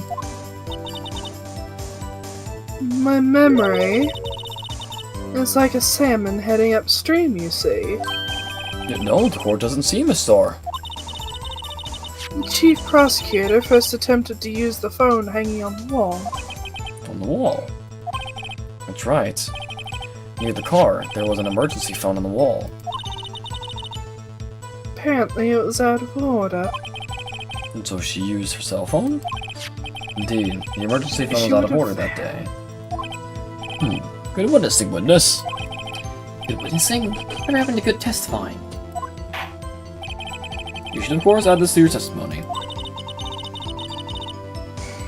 So she would have had to have gone around the barrier to attempt that phone first, and then come back with the phone. Drop it there. Nope. The things I do to please the rookie defense attorney. Her muffler was overheard during a call made to Emma at 518. I saw it all, how she tried the phone on the wall, but she had to use her cell instead. She couldn't have seen her try to use the phone on the wall, though, because of the partition. Yeah. We don't have the... Oh, yeah, there we do. Okay. Miss Starr, I have to conclude that you have a personal grudge against Miss Lana Skye. The witness is a former detective. Her testimony is unmarred by personal bias. Well, who would have thought you would be my knight shiny armor prosecutor? You, who, together with the chief prosecutor, kicked me out 2 years ago. Well, Miss Starr, this is a fatal contradiction with your testimony. How do you explain this? I don't know what you're talking about. Mess with me, and I'll make you cough it all up. Well, let's look at the floor plans. You said you witnessed the crime from this point. However, if that's true, you couldn't possibly have seen Miss Skye making that phone call. I believe you see what I'm getting at. That emergency phone was on the backside of this partition. If indeed you were in B block, you couldn't have seen it.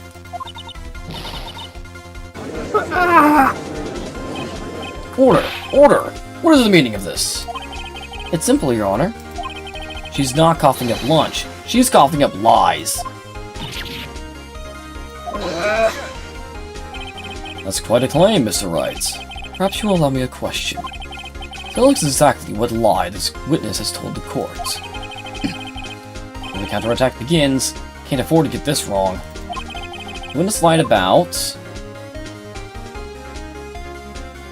where she saw it. Miss Skye tried to use the emergency phone, but it was out of order. What is significant about this fact? Nothing. Therefore, it would be pointless for Miss Starr to lie about it. Just a lie. I see.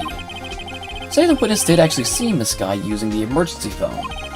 It would mean Miss Starr witnessed this crime from a different location. A different location? Now, that's a pointless lie if I've ever heard one. Before you call my lie pointless, at least let me tell it. Let's go question to our clever wordsmith, Mr. Wright. Just where was the witness when she saw the crime? Testimony we've heard up until now points in one direction. The place from where she witnessed the crime was... Security room. here. This is the only place where she could have been. Security guard room. Indeed, the security room in the underground parking lot was well positioned. It's built on the second floor, so you can see the entire lot. She would have been able to see the emergency phone from there. But why there? There are many other places where she could have seen the phone. Not in this case, Your Honor. The witness, not being part of the prosecutor's office, couldn't park in A block. The only place where she could have seen the crime in the back of the partition is here. I remember in your testimony you said, you brought a lunch to your boyfriend in the security guard room, yes? Well, Miss Starr?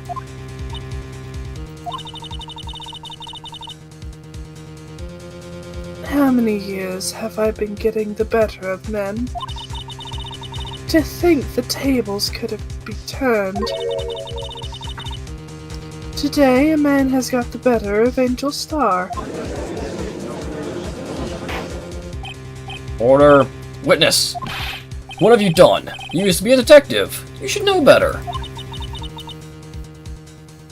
I'm not turning back. The guilty will be punished. And I'll do what I must, make sure justice prevails. Guilty. Is she talking about Miss Sky?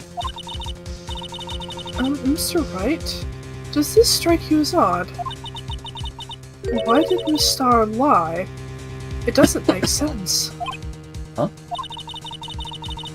She could have just said she saw the crime from the security guard station.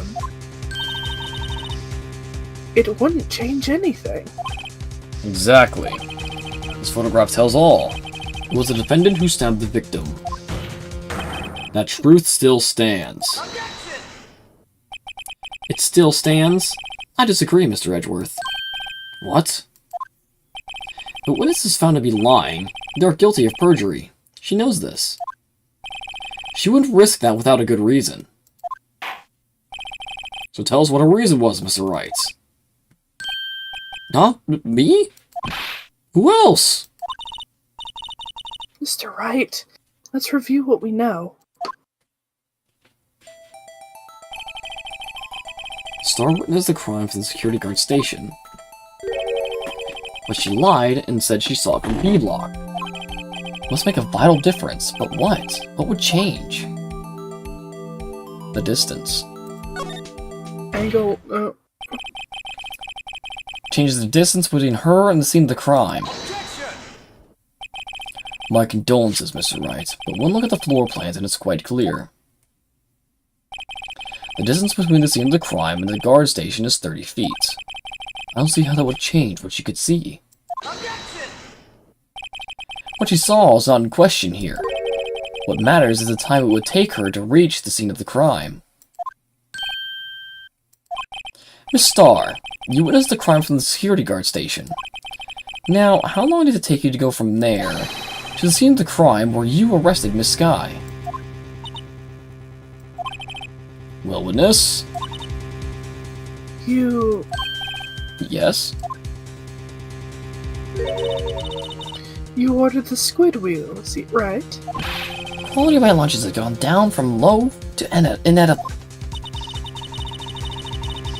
I was bringing a PB&J lunch with fresh boysenberry jam to my boyfriend. Boysenberry for the boyfriend. He wasn't in the station, so I waited. I witnessed the crime from the glass-walled station. Except for the fact that...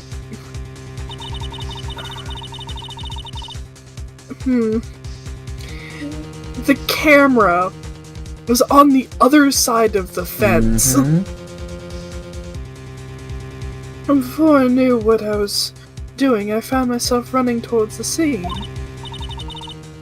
But the door was locked. I couldn't open it.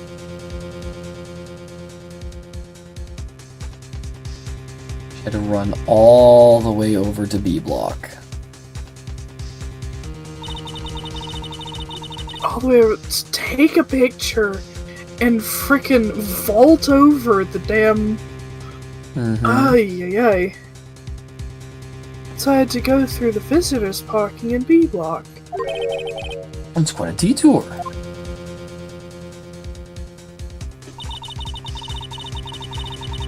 It probably took me at least 5 minutes to get to the scene of the crime. 5 minutes? This changes things considerably. But it was that woman over there in the defendant's chair who stabbed him. I know it. I have photographic evidence. I swear it. I swear it on my finest plastic spork. You have a point. This pork is a wonderful invention. I love how she is very much kissing up to the judge. Yep.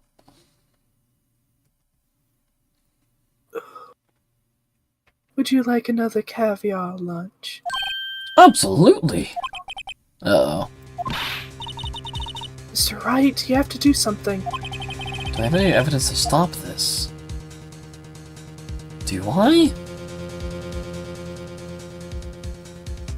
That is a good question. Eh, screw it. 5 minutes between the witnessing of the murder and the arrest. Think about it. You can make pasta in that amount of time, if you like it al dente. I've got lunch boxes that tie pasta into knots, Ricky. A 5-minute blank. Isn't that strange? Strange? If you were a criminal, what would you do with 5 minutes, Your Honor? Well, I guess I'd flee the scene. Don't get the wrong idea! I didn't kill anyone! But you have the instincts of a killer. You would run. But this time was different. Miss Skye dawdled at the scene of the crime. She even had her picture taken. No true criminal would act this way. It's inconceivable. Yeah. Well then, seems we come to the end of this testimony. Witness has a grudge against the defendant and a blank in her testimony. Miss Redworth is the next witness ready to go. Unfortunately, I appear to have overestimated this witness on account of her professional history. You did it. You screwed that can shut, Mr. Wright. That was too close. You say. Yep. But jeez. Afraid the cough-up queen has been dethroned. And with that, this court is adjourned. Oh, god dang it.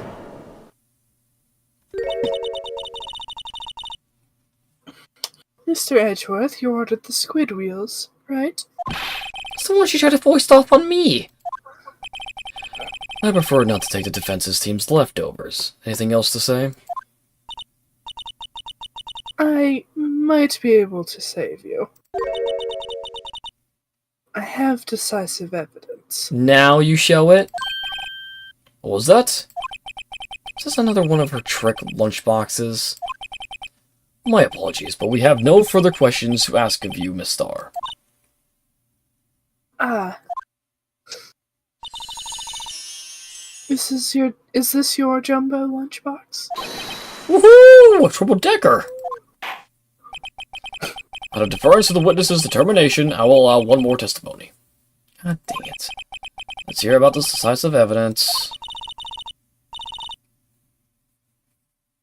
Like the Lynchland motto says, you won't be disappointed. I'm already disappointed.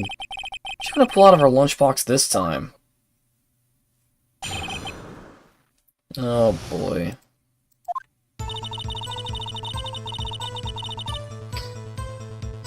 I should have mentioned those 5 minutes when I wasn't looking at this crime scene. Yes, you should have. Yep. And now, the matter of the victim's shoe. Did I not bring this up? No, you did not. Why did you not?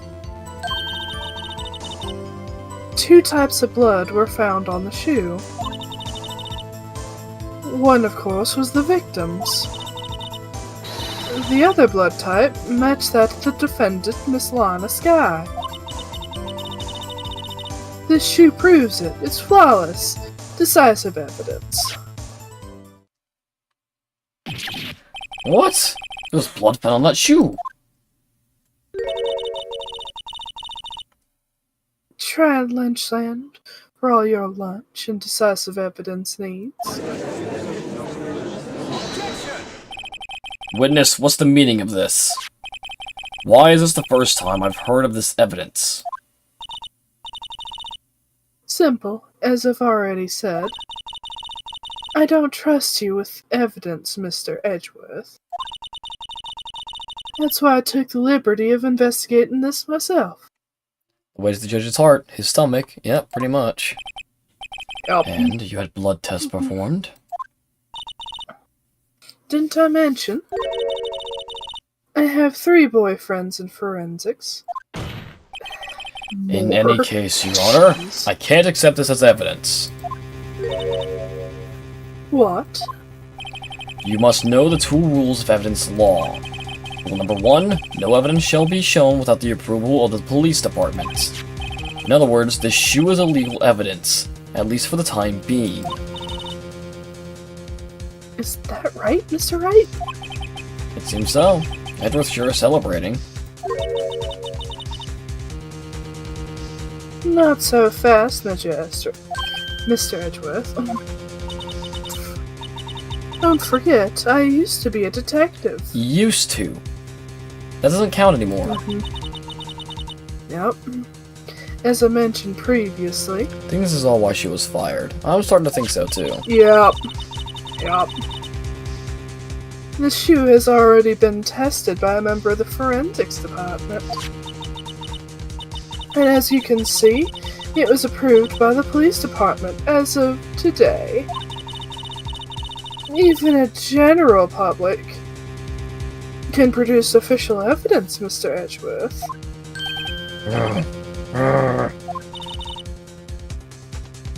Is that right, Mr. Wright?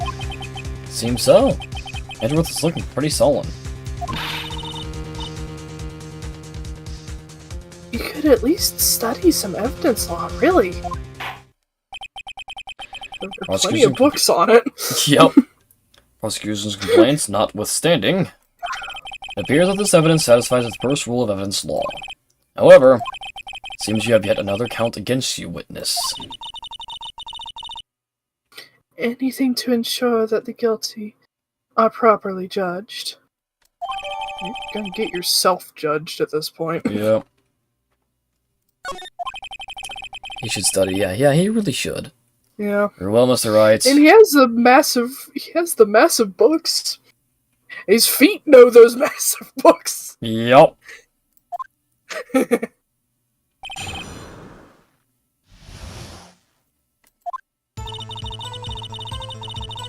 Alright. Why did you lie about those 5 minutes?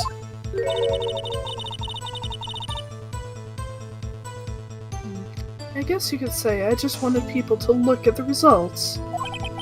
The results? How many times do I have to say this?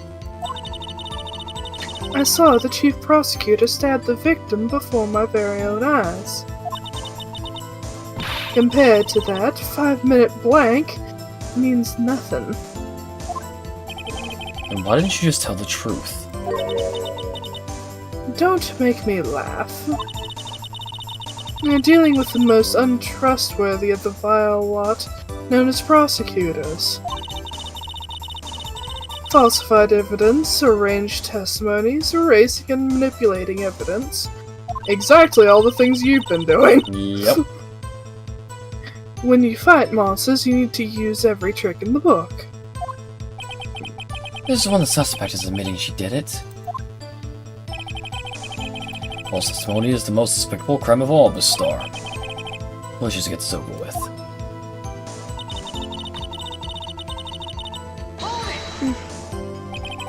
You found the shoe at the scene of the crime? I detained the chief prosecutor and notified the police department.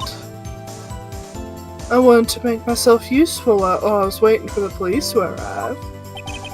So, like an ill-trained pooch, you snuck off with a shoe. I was afraid someone would erase the chief prosecutor's crime. The shoe was my secret weapon if that should happen. See this fashionable basket I have here? It carries more than just lunchboxes, gentlemen. I'm happy for you and your lunchbox bag, really. In the case you removed valuable evidence from the scene of the crime. Now tell us what you did next.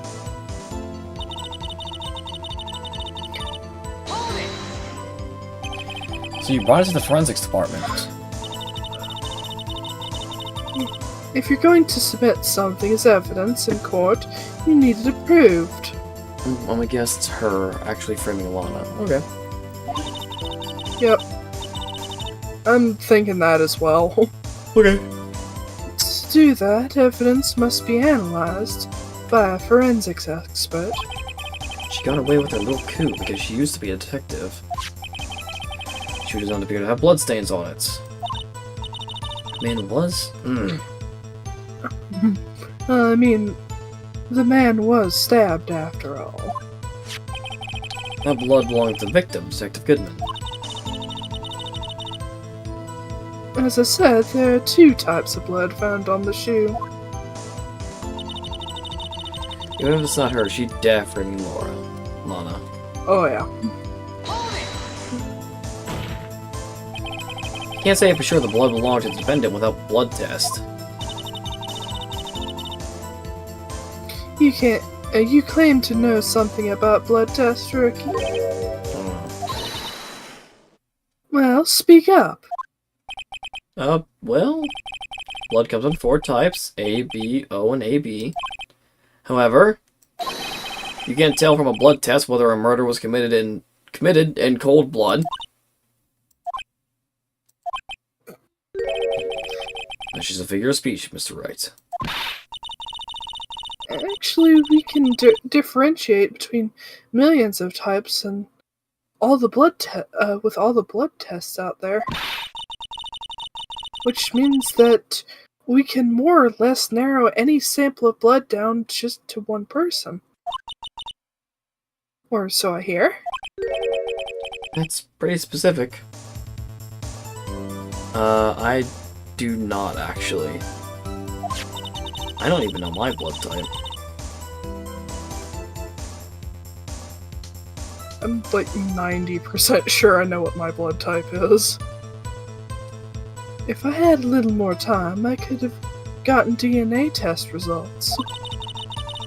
But they said that there's very little doubt it could be anyone but Miss Lana Skies. So the suspect's blood was found on the victim's shoe. That's either directly to the death of Detective Goodman. I was afraid he was going to say that.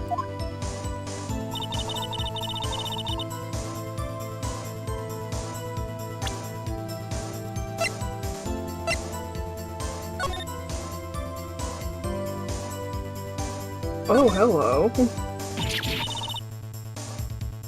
Ah, there's blood here too. Well, sold the shoe? On It's the gotta be the victim's. Oh. He must have stepped in a puddle of his own blood. Hmm.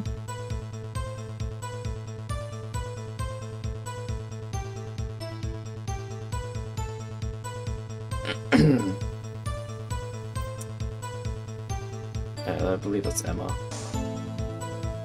All that blood, it's horrible. Sorry. No, you're good.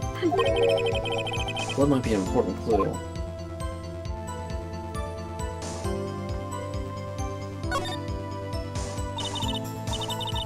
This blood, it's my sister's, right? It appears so. One of the right hand was bandaged when I saw her in jail. Must have cut herself at the time of the crime. Poor sis. Is there anything in the shoe? Oh, good question. I know it's a stupid thought, but okay, No. no, it's just You never know. yeah.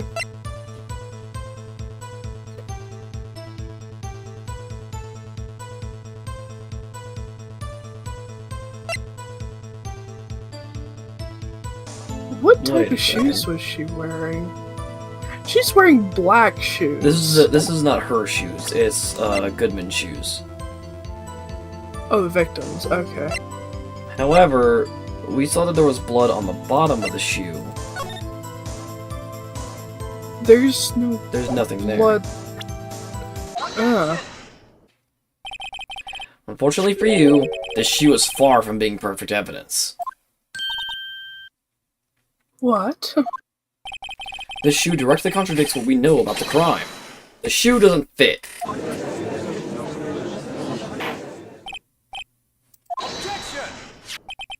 You're claiming there's a contradiction with the shoe. As I said, the shoe doesn't fit with what we know about the scene of the crime. Very well, let's hear what Mr. Wright has to say about the shoe.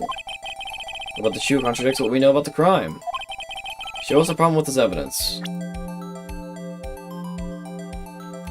Take that! Problem lies in the footprints. The footprint? Note that the bottom of the victim's shoe is covered in blood. Then, isn't it strange? Why weren't any bloody footprints found by the scene of the crime? Aha! Or even pools of blood. As you can see, there were no traces of any such footprints at the scene of the crime. That contradicts your claim about the shoe. This picture only shows part of the floor, so there could have been bloody footprints. And where are they, Mr. Edgeworth? Because we checked the scene and found nothing of the sort.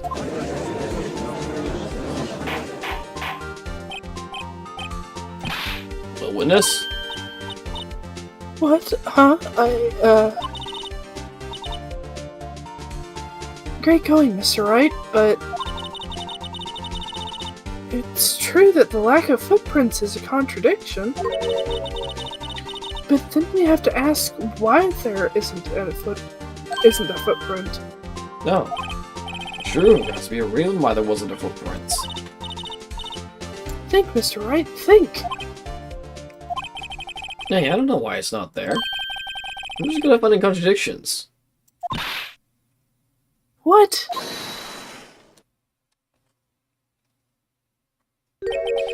I see. Now I get it. Get what? Our witness is more devious than I gave her credit for. We were hoodwinked to the very end. But she slipped. There is one vital hint to the truth in her testimony. What are you talking about? Think back to when she told us about apprehending the suspect.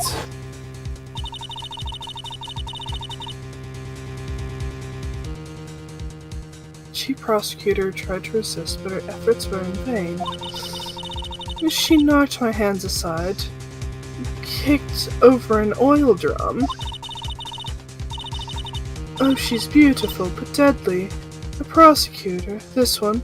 A leopard woman, rawr. Roar. Roar. I thought that was a strange thing for the normally cool-headed chief to do. No kidding. Now witness, allow me to ask a very simple question. This oil drum, was it empty? Oh, that. I'm not sure I like your attitude, Mr. Edgeworth. Apparently, you've not the slowest conveyor belt in lunchbox territory. Witness, well, was the oil drum empty? The oil drum kicked over by the chief prosecutor was brimming with water. Water? What does that mean? Still don't get it, Mr. Wright. Do you want to know the reason she knocked it over? The real reason? You don't mean... Yes. Suspect knocked over that oil drum for one reason and one reason alone. To erase the bloodstains that would become evidence against her.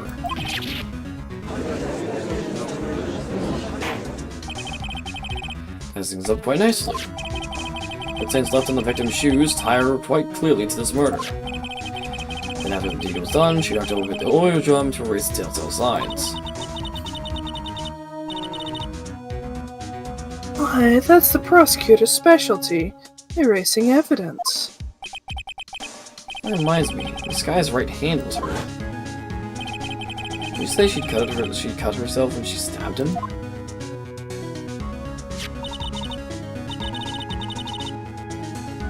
So that's when my sister's blood got on the shoe? Well, I see no reason to prolong this trial. Mr. Wright, do something, please. What? What can I do? Sister has confessed the crime, and she tried to conceal it. But Enough. There is no need for further debates. The verdict, Your Honor. Very well. the Angel Stars won the prosecution's side. She could have been lying about the water. The court found the defendant, Miss Lana Sky.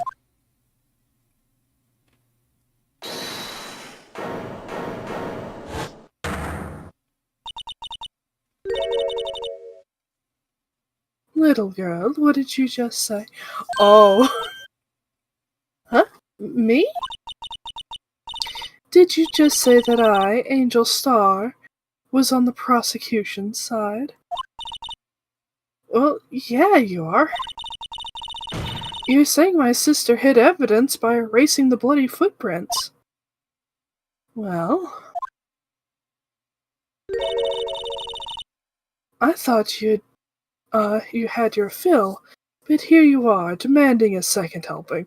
She is throwing herself just all Yeah. over the place. Oh. Another lunchbox. A lunchbox called evidence. Wait, what is? Don't tell me of something else. Time for the deliberations is past. Any further comments and you will be held in contempt of court. Your threats don't scare the cough-up queen. She is just coughing up evidence all over the place. Look at this. Photograph?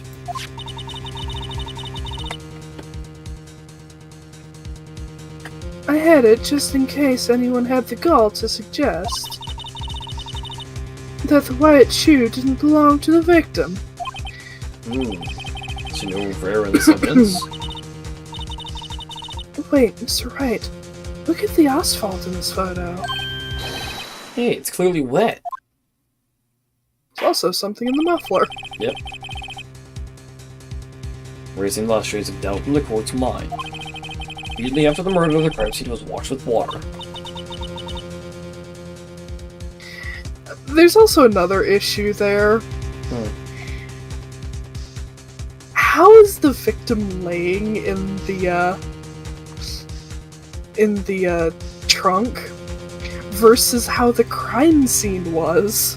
I think she's trying to With move the him at outline. one point, from what I remember. Yeah. I guess I couldn't help after all. It's not your fault. I knew I couldn't win this case from the beginning. And it seems this is what your sister wanted anyway.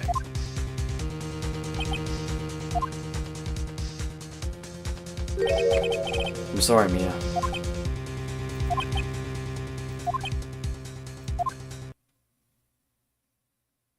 Right, wet or not. Don't be so quick to throw in the towel. Get yourself up off the asphalt. Take another good look. Don't give up. Not until the bitter end. The last piece of evidence. Very well. Yes, I'm allowed to declare a verdict for good.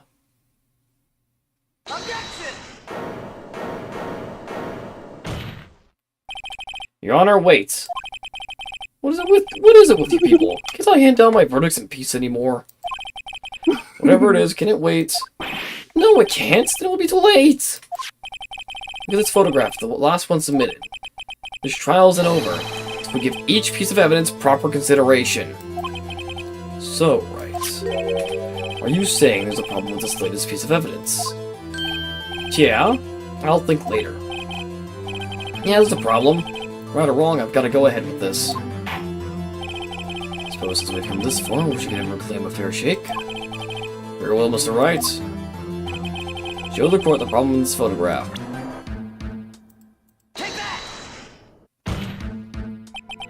The problem in this photograph is here. What's this? Something poking out of the car's muffler. Wait just a moment, Mr. Edgeworth. Your Honor? You just said muffler. However, I see no trace of a muffler or scarf of any kind in this photograph. A muffler is also a part on a car or motorcycle, Your Honor. Just think of it as part of the exhaust system, a pipe. I see. What's so suspicious of a cloth sticking out of the car's muffler?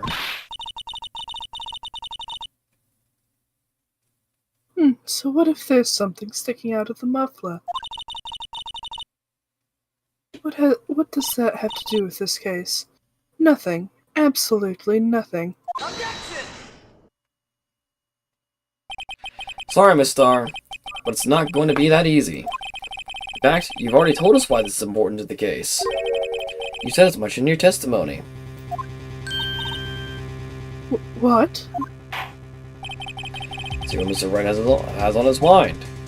Tell us why you think this piece of cloth in the muffler is related to this case.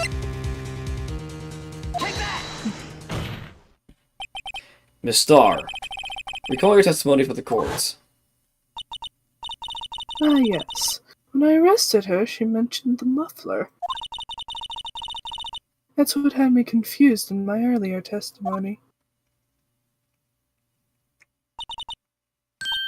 Muffler. Could be the muffler you heard mentioned. It's actually this exhaust pipe. If so, that means this piece of cloth is vital evidence. Oh,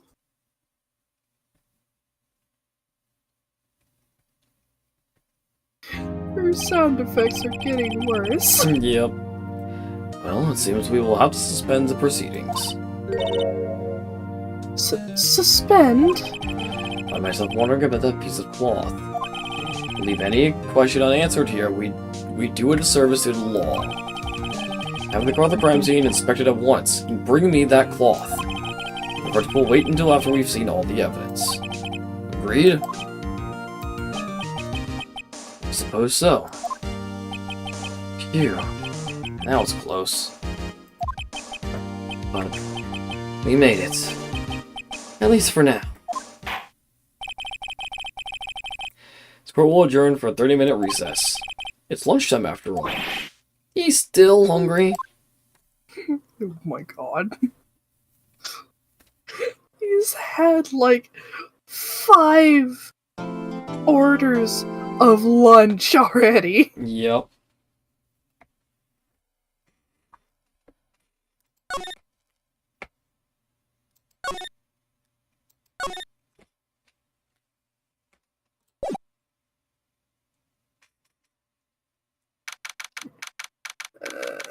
And this is still the first trial. This is still the first trial. It is Yep. almost 2:30. I am going to call it there. This is obviously the longest case of the first game. Which makes sense. Doing everything correct, to my knowledge. Like, without like any pit stops, any mistakes like I did. Mm-hmm. Over 7 hours. Mm-hmm.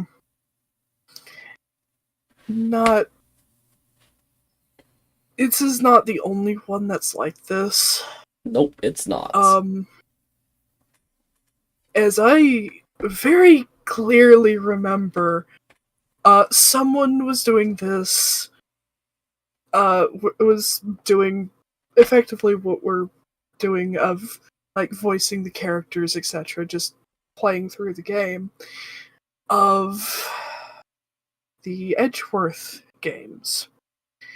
One of the later from what I remember, one of the later cases lasted well over 5 hours, Yep.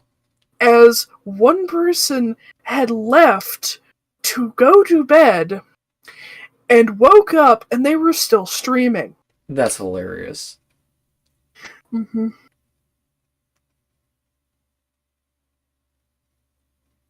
That's funny. So yeah, no, I know the fact that these will take a while. It's probably Yeah. gonna have to split these up because, ouch.